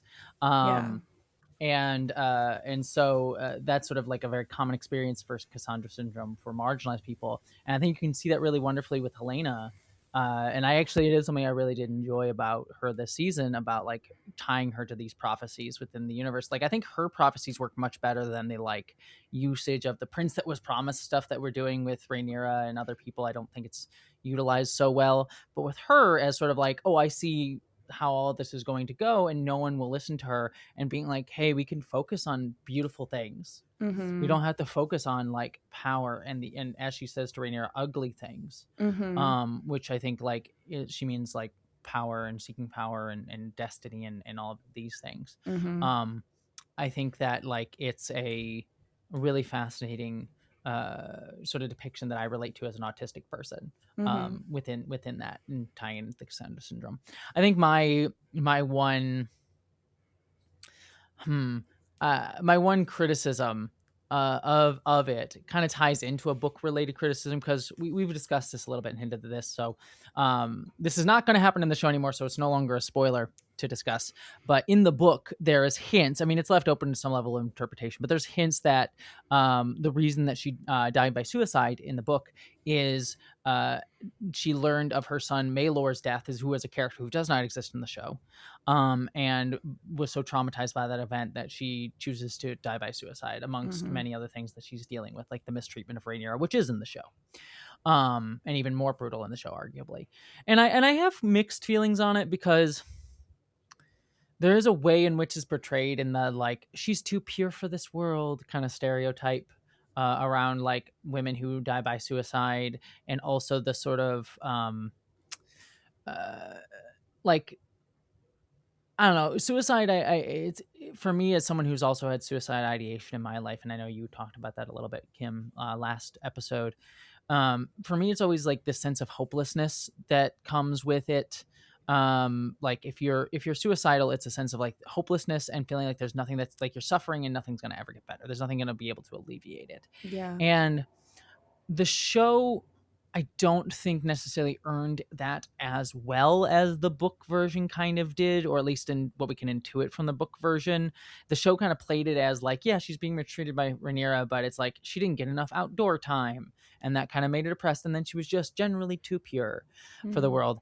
But I also know, like, something that you spoke about too was like postpartum and like being a pregnant mother, which is something that I can't relate to, but I know you've spoken about.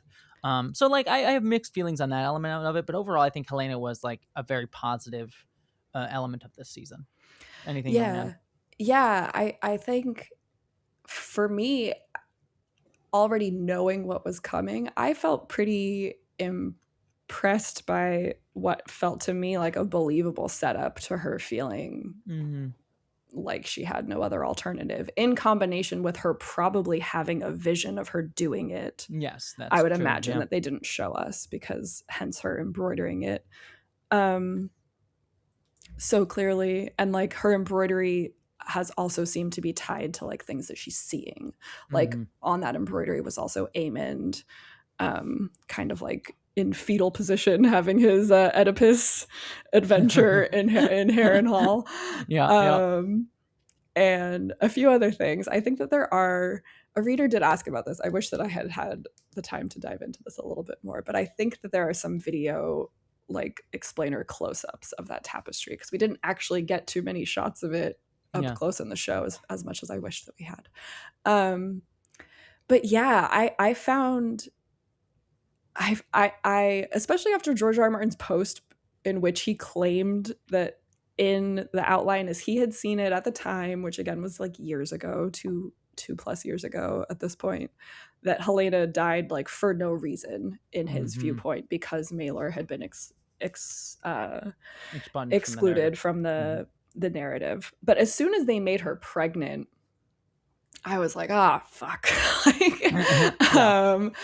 My depression was diagnosed years before I got pregnant, and I've been on SSRIs ever since. And I specifically was on one where my psychiatrist was like, this has been like the most researched and observed, and it's totally safe to continue them throughout pregnancy, which, like, thank God, because it got way worse when I was pregnant. And I had heard postpartum depression. I had never heard people use the phrase peripartum depression, but that's what it is like pre-birth depression. Because your body just goes through such an insane surge of like physical changes, hormone changes. Like, for me, I felt physically ill very early on in pregnancy, and that didn't go away for a long time. And that alone just like will get to you, being like food deprived and sleep deprived. I was having night terrors, basically, like waking up in night sweats, like regular. Anyways,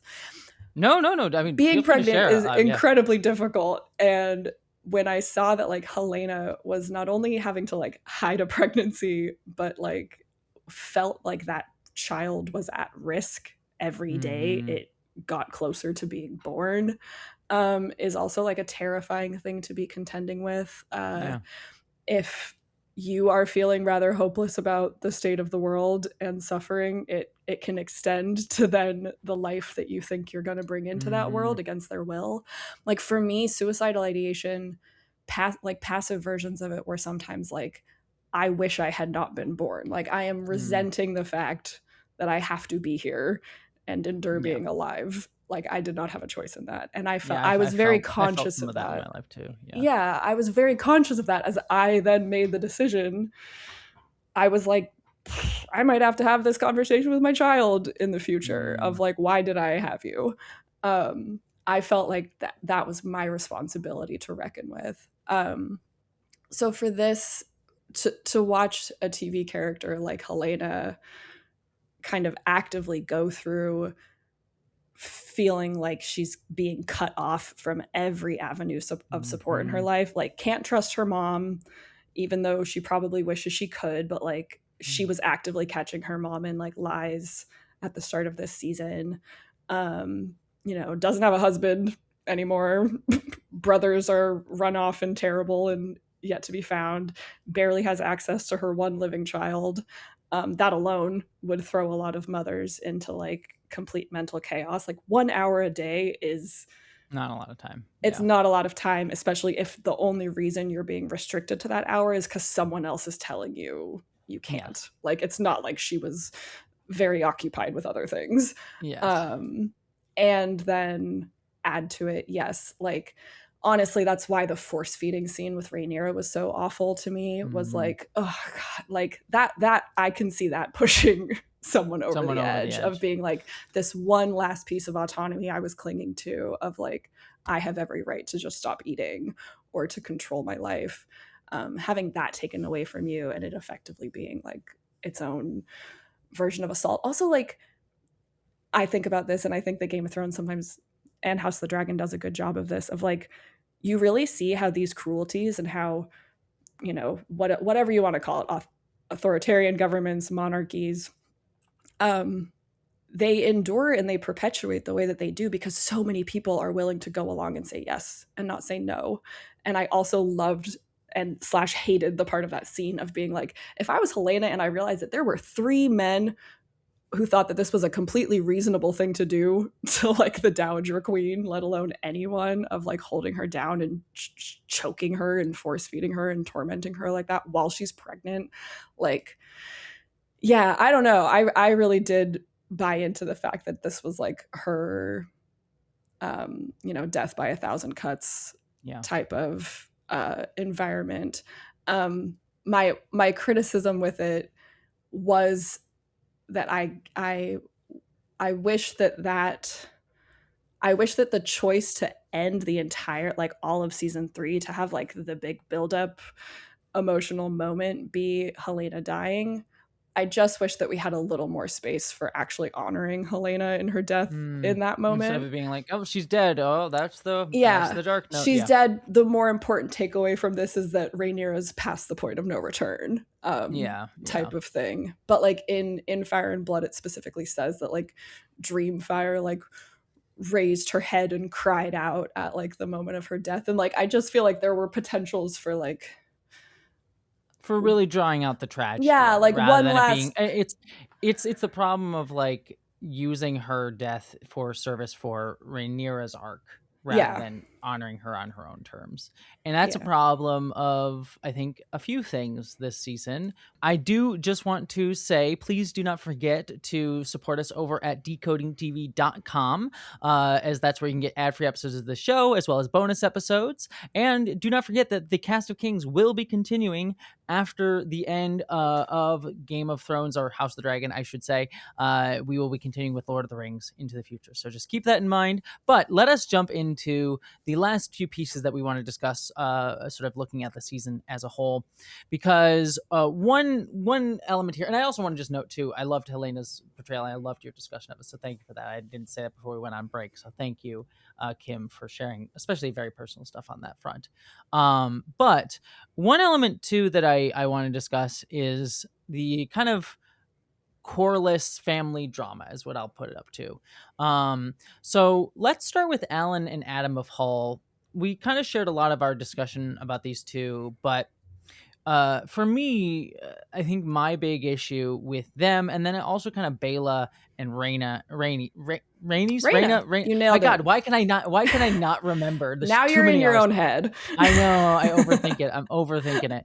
But is that I didn't follow, well, for me, for Alan and Adam, like I didn't necessarily buy their full arcs as much as I could, because I didn't, again, on paper, I don't dislike what it's trying to do, where we have Alan, he's at the start of the season has this whole thing of like, I don't care about your titles or your land or your riches, my dad. I just want to be part of your family and be respected as part of your family. That's where it begins the season. And then he ends the season as like fully on Team Rhaenyra, like, I'm a soldier, I'm drawn to power, I want to sort of have this place in the halls of power next to Rhaenyra. And I can see the trajectory there that is interesting, where like it's kind of brought up in the Sept where Rehneyra sort of tells him like, you are part of the Valerian blood, and your gods are higher than theirs. So I could see how his desire to be like, I am part of a family, can be turned into, oh, not only are you part of my family as Rhaenyra's family, but also you are a highborn. You are important. You should rely on that. I'm like, okay, connecting those dots are so fascinating because it kind of turns his entire character on his head in a way that is believable because of his main desire for family.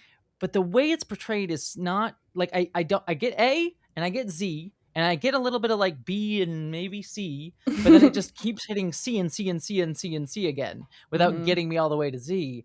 And then he's suddenly at Z, because we get these things of like, he is allowed to sort of get the position in the High Council next to Rehneyra. And I got the sense like, oh, he's being competent and he enjoys it, but not that he is like kind of drawn towards the power of it. So then when he's suddenly like good little boy soldier who was willing to murder the Pope at the end of the season, I just don't feel like it fully got there. And so I get frustrated by that. And then we sort of get stuff with like the Bela relationship that kind of comes like, it's in the books in the sense that like, you know, mild spoilersy stuff, but like they have a sort of like thing in the books as like betrothal, but also like not, way later. It's not within this series of events. It's like after several threads of this interfamily stuff has already been resolved. So again, like the choice to bring it in as like a tension between Adam and Alan in this moment is weird, is deliberate. And so like we're reacting a bit to being like, oh, you're doing that now, like and that's how I feel sometimes about this season. Yeah And so there's that. And then we alluded to the discussion with like Helena, as much as we liked her storyline, it ending on this like note for Rehneyra rather than giving Helena a moment of her own. Same thing with Rhaenys. I mean, I've discussed enough like the commentary from people of color, not enough, but like I've discussed many times throughout the show, that criticism. And I, again, highly recommend people listen to Princess of Week's commentary. I know Princess of Week, she has her own YouTube channel. I know she's working on a video that's going to go into this even more. So be on the lookout for that in the near future. And I'll mention it as it comes up on the Lord of the Rings podcast. I've read it. It's very good. But one element that I would put out there from that is the fact that like she was mainly used for angst between Daemon and Rhaenyra rather than something on her own terms. When her character, both her character and Nettle's character in the book, who was the dragon rider of Sheepstealer in the book that they kind of combined with her here, they had their own arcs and their own things that they were doing and their own agendas. Whereas here she's just sort of like this put upon piece on the board that creates tension for other characters, like rather than really getting a chance to be herself. And then also sort of like downplays her, like someone I saw commenting about how Lady Aaron like slaps her and like doesn't and mistreats her, and I'm like, you know, yes, you may have done wrong within the context of the story you're telling, which is a thing they added was not in the books, but it's also like she is the queen's like, you know, daughter-in-law, effectively daughter-in-law, I think. So it's like she's protected to some level. Stepdaughter. Yeah, that's the way to put it. Stepdaughter, and also like the king's biological daughter. So it's like of the realm. Yes. And so it's like you're just like, you in a monarchy you would not slap that person, right? It's like, or if you did, there's consequences. Yes, and like yes, there's context in the show of like, yes, she's hiding, and yes, she's done something wrong, and yes, she like Lady Aaron needs her, but it's also like if Lady Aaron was smart, she wouldn't play that way. She'd be like, get the fuck out, do what I say and I'll protect you, but not like I'm gonna lay hands on you. It's just a weird way to treat her. Anyways, all of that stuff was weird to me. Anything you want to add about Alan, Adam, Bela, Rhaena? I think that again, this is like an area with which the show's adaptation feels to me like it's just creating its own new canon of what was going on with this particular family in this particular section of the Civil War. And it's just not all working for me in the way that I think it's intended to. I do think that exploring exploring, like you said, this tension perhaps in Alan of like duty. And this is what I think is interesting about Alan, is that he is a good example of someone who I think has the right origin story to be this believing and backing of Rehneyra. And then now he is one of the few people that's going to seemingly be in the position of needing to question or like take back that loyalty.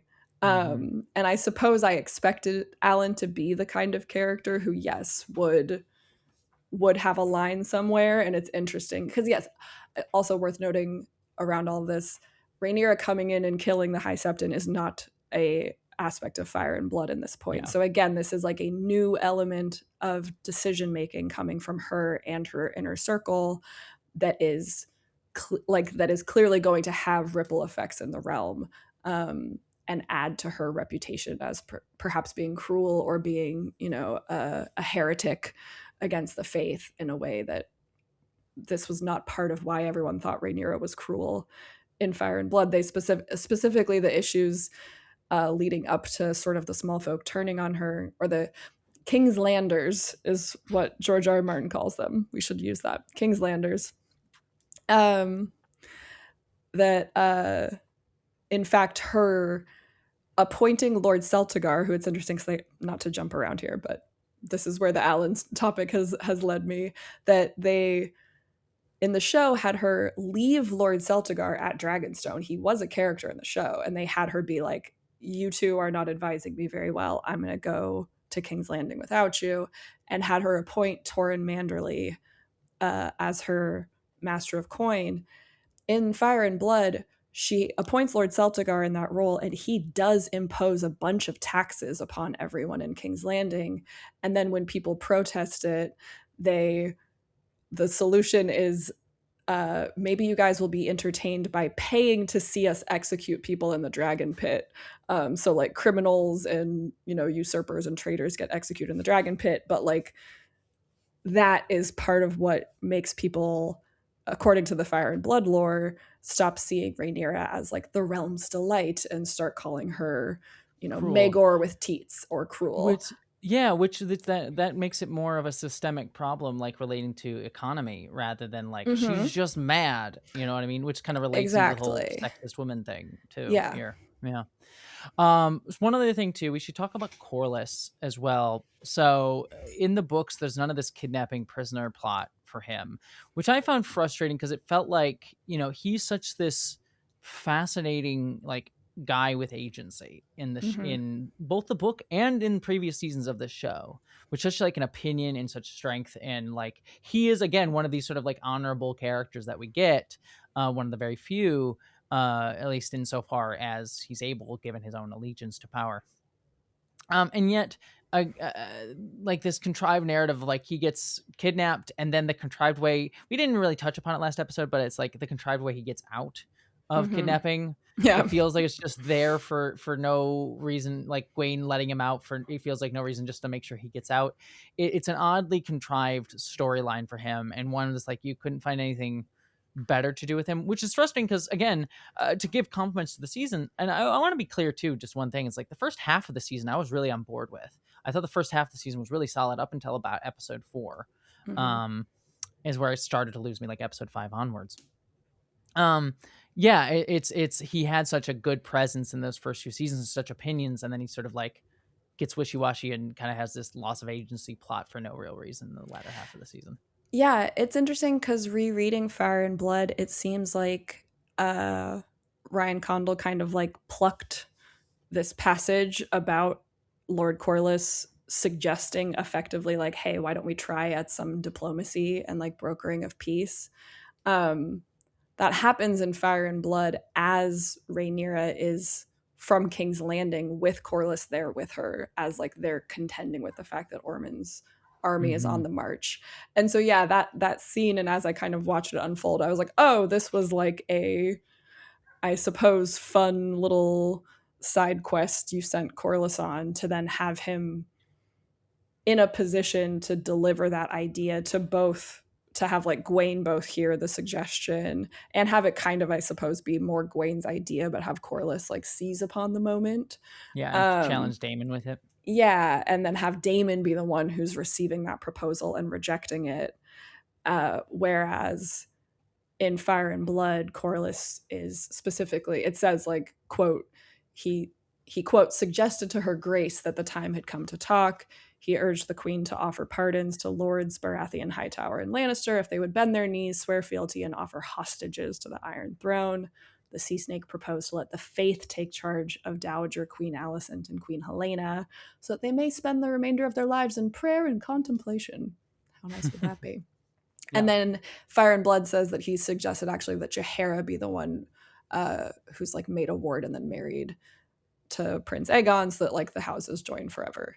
So the show kind of twisted that around, had it be like more of a debate between Gwaine, Corlys, and Daemon. Kind of changed exactly what the terms are being offered. You know, like the show's events went much more into like, let's divide the kingdoms again, or kind of like secede a little bit of power.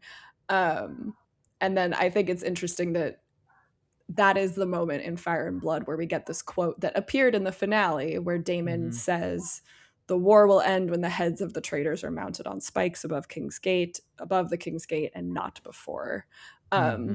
So it did feel to me like it was true to, again, like this period in the Fire and Blood history and what the show was building to, of like, this is Daemon and Rhaenyra like choosing the might is right path, as you have so succinctly pointed out.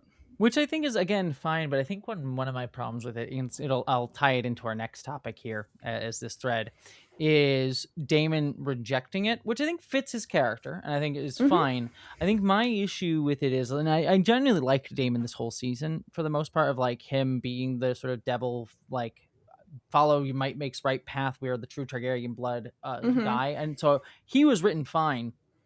What's interesting to me, though, is he's sort of portrayed in that moment where he rejects this offer as like the bloodthirsty guy of like, oh man, I gotta like not kill the children according to Rhaenyra because I need to make sure her rule is unassailable.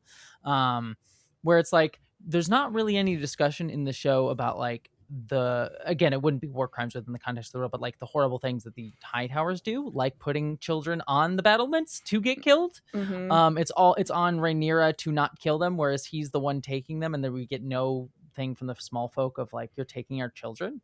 Like if there would be such a big pushback from, and like maybe even a rebellion if like soldiers went from door to door, took children and thrust them on the battlements to be murdered in a siege.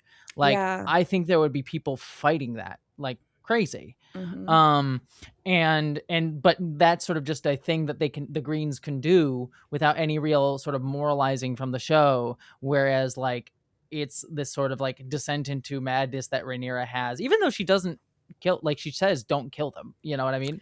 Like but it'll be put upon her to not do it. It's an odd. And again, there's a way to do it where it's like, oh, because she's a woman, they'll be like, she murdered women, she murdered children. Oh, like what a horrible woman murdering children. How she's not really womanly, in a sexist way. And that like, oh, it's just sort of seen as like a cool tactic by Ormond as a man to do. Not to like, that could have been a theme the show drew out if they had wanted to, but it doesn't seem to be any interest in doing so. Which brings me into a conversation about the Hightowers. Because I think a few things that I liked that I'll just sort of touch upon and then toss it to you, which is I did like Gwaine. I actually really, really like Gwaine in the books, or Gwaine in the show versus the book, because again, mild spoiler comparison thing here. He's dead in the books, and he has survived well past the books. And I actually hope they don't kill him, because I was worried about him at one point in this episode, and they didn't kill him, and so I'm like, oh, cool. I really like that they've kept him around, and I think he's a very fascinating character, and again, one of the few moral characters we get. I loved all of his stuff with Kristen Cole, and in King's Landing, and sort of being the sort of like good uncle to Daemon. I know, like, Darren. He's like a really Darren, solid little father figure / uncle figure to him. I love that. But it brings me to criticism, where, and I'll sort of toss it to you too about like the book comparison here, but I really liked, and I was praising throughout this whole season, of the depiction of abusive relationships between Ormond and Darren.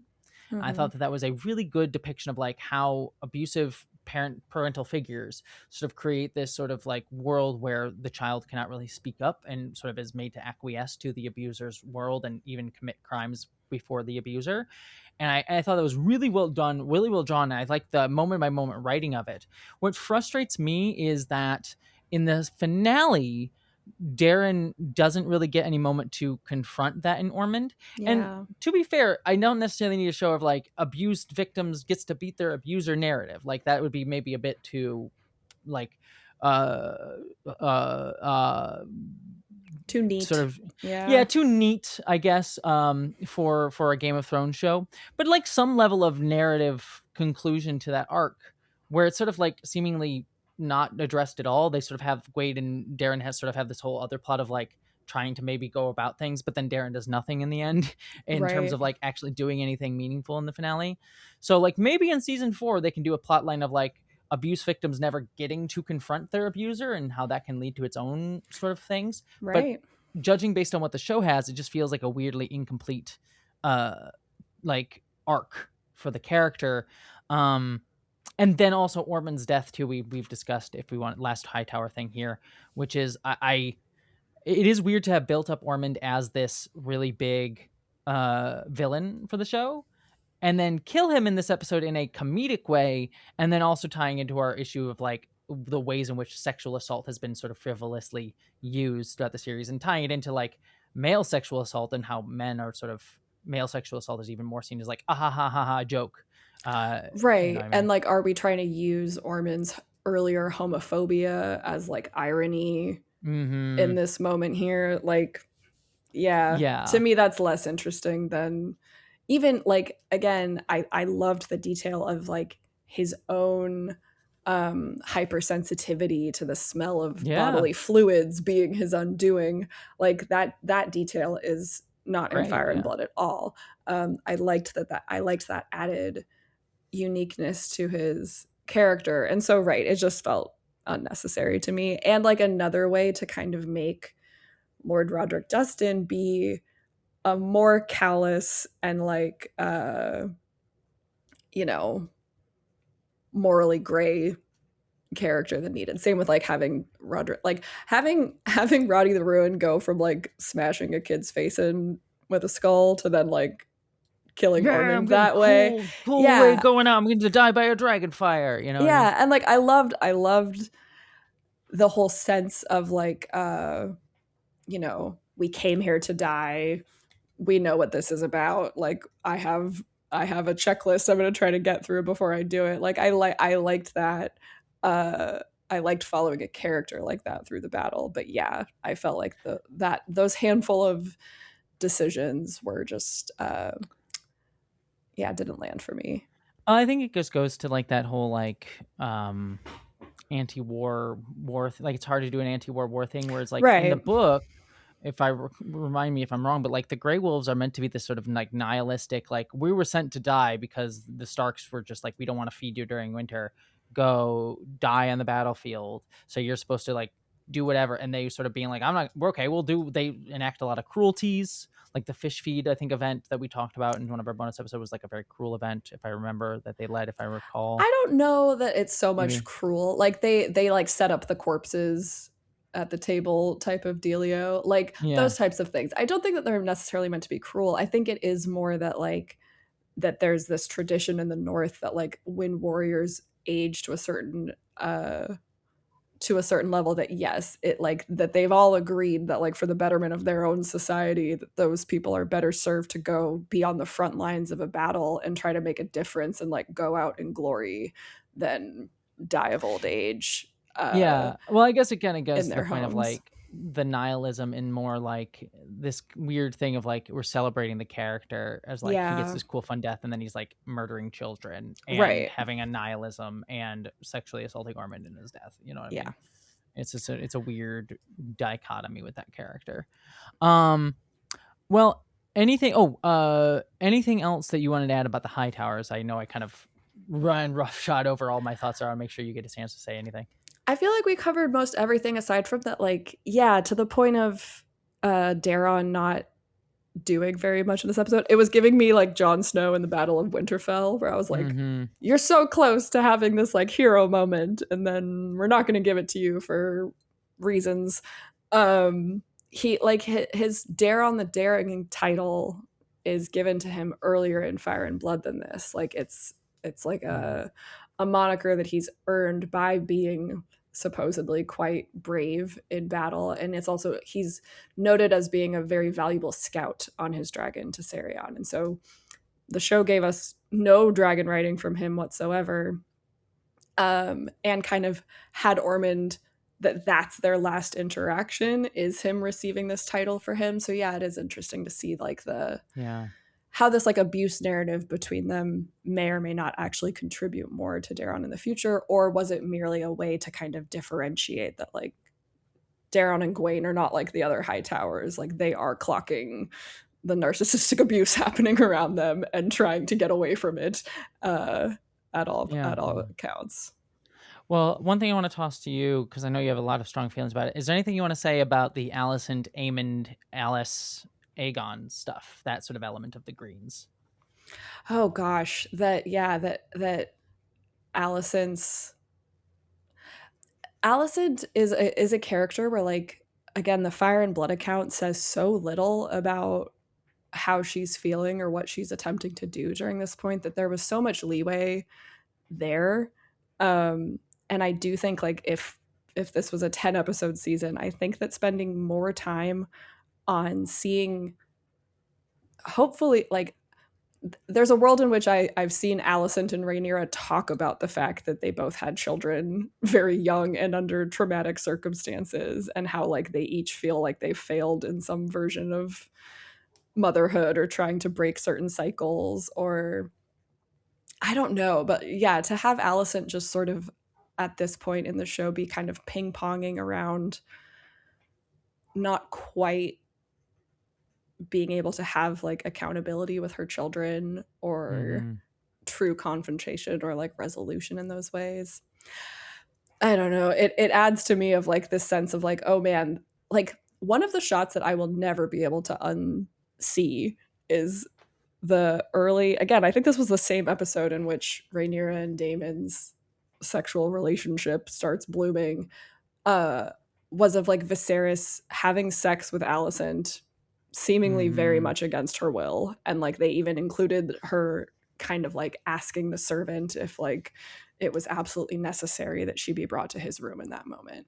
Like the fact that that is the origin story of Aegon and Aemond and Helena is just in of itself like so awful, and something that like the show could be tackling a little bit more, but instead is just, we are instead just left with watching Alicent kind of be very lost and misguided because she was set on a very lost and misguided path from a very young age. And my hope is that in season 4 we see her get more agency, I think. Yeah, I guess agency is the word for it.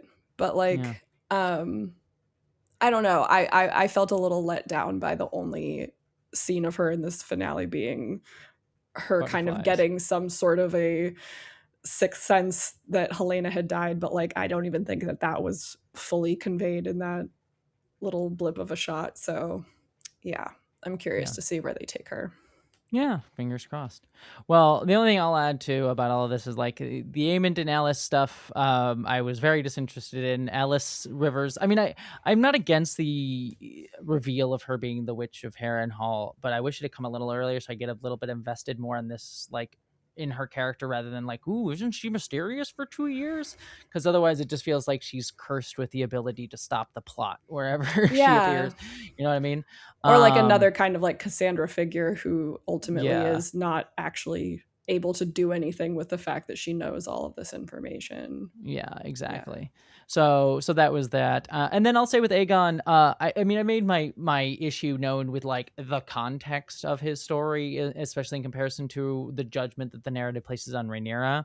But that being said, the moment-to-moment plot of all of those scenes was really fun. His double-handers with Larys were always really like comedic, but then very interesting, and how Larys challenged him. And then Tom Glencarney's performance was an absolute blast. Again, I can't get over the "I'm alive" imbecile. It's just I'm such a great moment. It's Or so I need good. to nail it. Yes. I'm alive. So yeah, such a like, again, I have issues, but I've already addressed them.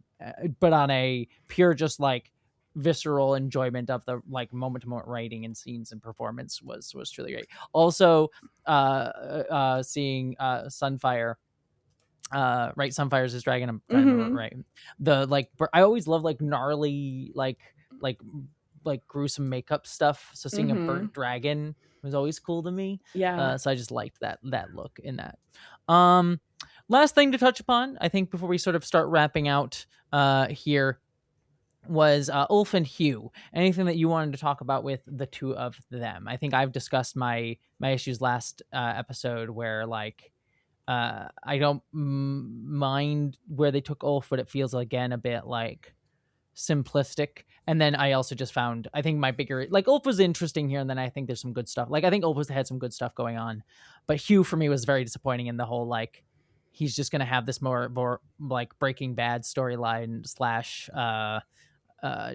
fridge the wife narrative at the end here that feels very, again, stereotypical and tropey. But anything you wanted to add about the two of them? I mean, I think so. The finale episode was called "The Treasons of Tumbleton." I think that this sentence from Fire and Blood summarizes, for anyone out there who has not read this text, exactly what someone like me is up against when it comes to trying to compare or contrast this text. But it says, quote, "The how and when and why of what has become known as the treasons of Tumbleton remain a matter of much dispute, and the truth of all that happened will likely never be known." End quote.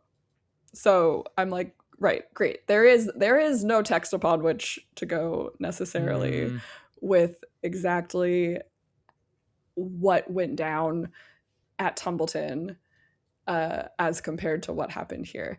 There isn't like an account that then goes on to say that Hugh was simply a, quote, brute, and that Ulf was a drunkard, and that explains their actions. There's also like a brief mention that perhaps they were hesitant to attack Tessarion, Daron's dragon, in any sort of way, because they had never done like dragon on dragon battle in that sense. At this point in Fire and Blood, they've only participated in like the Battle of the Gullet. But so all that to say is that yes, the show, once again, it feels like Ryan Condal had a lot of leeway with like what details to pepper in here around what leads to Ulf burning both the Targaryen army and the town of Tumbleton in this episode. And I did really like, again, I thought like there was incredible groundwork laid for why Ulf does what he does when it comes to both his penchant for drinking and like, you know, therefore getting lost in this mid-battle, and then that being the impetus for like Ormond treating him like shit, and then him really going full like fuck all of y'all. I liked that.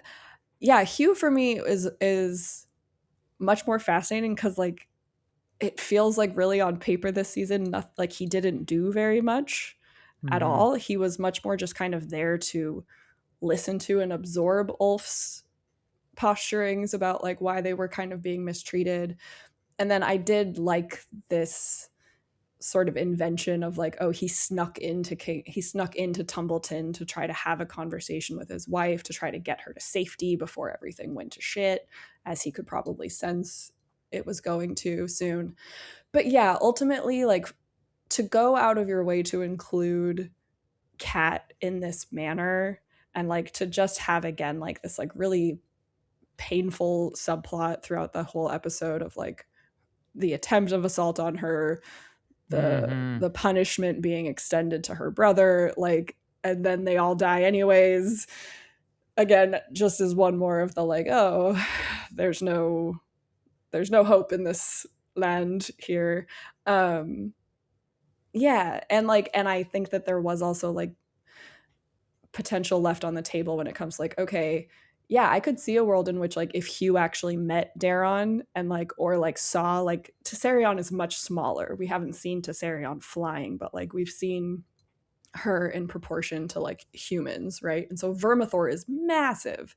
Like it's kind of like setting up the same confrontation between Aemond on Vagar and Jace, or not Jace, Lucerys, Luke, and how like that was like a fight that quickly got out of hand, and then Aemond, even though he kind of was trying to start shit, felt pretty badly at seeing the result. Like I could see a world in which, yeah, like Hugh was sent to Tumbleton. Also in Fire and Blood, they are sent to Tumbleton specifically to destroy Daron, is like the phrasing that Rehneyra uses in Fire and Blood.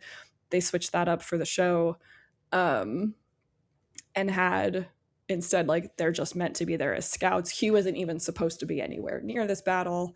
So yeah, changes there. I think some added stuff for the better, some stuff that just is a bit confusing to me, and I want to see more of like where Hugh goes from here. Yeah.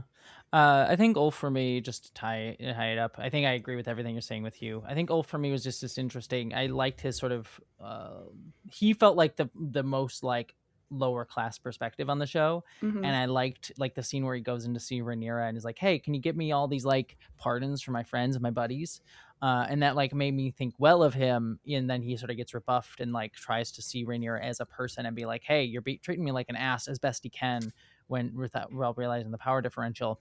But then it sort of ends on this sort of like grievance narrative that kind of plays him more like a like entitled sort of guy of like, I'm lower class, but like as a man I'm kind of entitled sort of thing, and you can't treat me this way, so I'm just gonna burn everybody. Like I don't know, this again, this sort of nihilism with his character that I think I grade against with the show, of like every character is a weird nihilist on some level of like, it doesn't fucking matter anymore. It seems like they're going to do that with Hugh as well, where it's like, I wish they had some level of like principles. Like what Ulf felt like to me, like they had set up was like, he had some level of maybe bros being bros, but like honorability to his like drinking buddies. Mm-hmm. And which this is earnest desire to belong to family, kind of in the same way that we've seen like a little bit of a parallel with Alan and Adam, of like, yeah, I've been mistreated and discriminated against most of my life purely because I'm a bastard, or purely because I'm in this lower class. Like I wish to rise above that and seize dignity for myself. And then Ulf, and then it just ends in like, all right, I'll just do indiscriminate mass murder with no real like thought. And it's not totally out of character where he would be like, yeah, fuck everyone, but it is sort of like, all right, another nihilist who's just going to commit mass murder. And not really have any forward thought, because he's just like, who? I mean, I assume probably they're setting him up to eventually go over to like Aegon as opposed to like the Hightowers specifically. So like, because those are the only people that would ever accept him after something like this, really. So it's like, I'm assuming that's where they're setting him up, but like within the context of this show, he just sort of like shot his own foot with everybody. And it's sort of like, all right, well, I guess you aren't exactly a forward thinking character, so that's fine, but it is a like, all right, feels dark. Very. All right, well, what are your overall thoughts, Kim, on the season as a whole then? Overall, I feel like what I said at the end of season 2 probably holds true, which is, I think, and maybe I will commit myself to trying to do this sometime in the future, I think going back and perhaps re-watching seasons 1 through 3 is going to like change or shift my perspective on certain like pacings of things, or the way that some of these threads have been, you know, woven in and dropped but then brought back around. I do really overall admire the way that this show is tackling a very difficult task, which is trying to bring to life the world of Westeros in a way that more directly has these one-to-ones of like our real world, and is trying to bring to screen like shades of this universe that we haven't seen before. I just feel it feels similar to me when I was reflecting on it too, of how I felt at the end of season 4 of Game of Thrones, which was like, that was a phenomenal season. the season 4 finale, The Children, is like also phenomenal, but there were just these underlying character choices that I noticed, and in particular I'm thinking of like Tyrion, right? And like Tyrion killing his father, and like Shay actually being someone who seemed willingly in Tywin Lannister's bed, and not revealing to Tyrion like the devastating truth about Tisha, and him not telling Jaime that he had been the one to kill Joffrey. Like there were all of these things where it was like, oh, there's an adaptation choice being made here about what is important to these characters and like where their relationships are going, that like wasn't terrible or awful or like, you know, worthy of being thrown in the trash can or anything, but just signaled to me that like that the people telling this story are making some choices that aren't landing with me as well in the way that I was emotionally connected with these characters. And so I think overall I can see the people who were like, that was a kick-ass finale of television, and like what's there to complain about?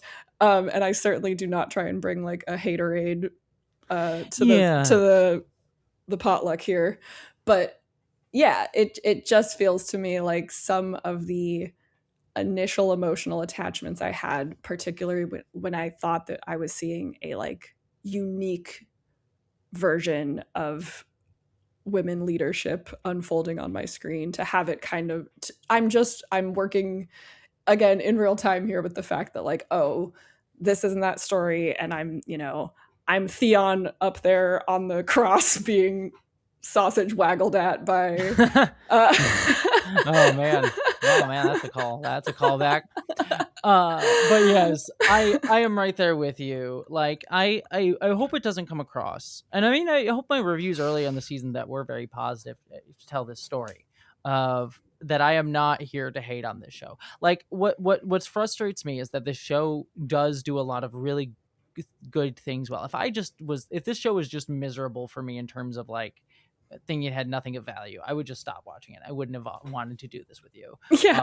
I wouldn't be having fun podcasting, which I very much am right now. Yeah, exactly. And so what I will give this show is that like all of these things that we are discussing are things that the show is admirably trying to take on. And I do think that some of them are like very interesting and trying to like really show the pains of power and the corruption of power and how it affects women and people of color and class. Like it's taking on a lot. And I think in some ways it is really admirable. And I think there are things that I really like. And then in terms of just like the sheer scale of the production is really, really wonderful and cool to see.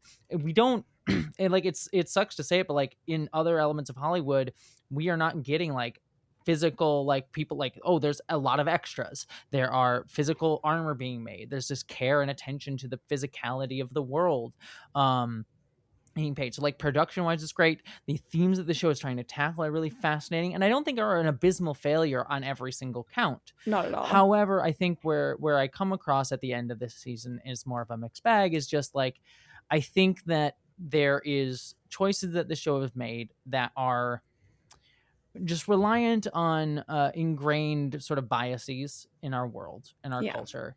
And just not just like, I'm not just talking about like about women or about like people of color, though that too, but just about like the world and how power functions. That I wish the show was a little bit more willing to interrogate.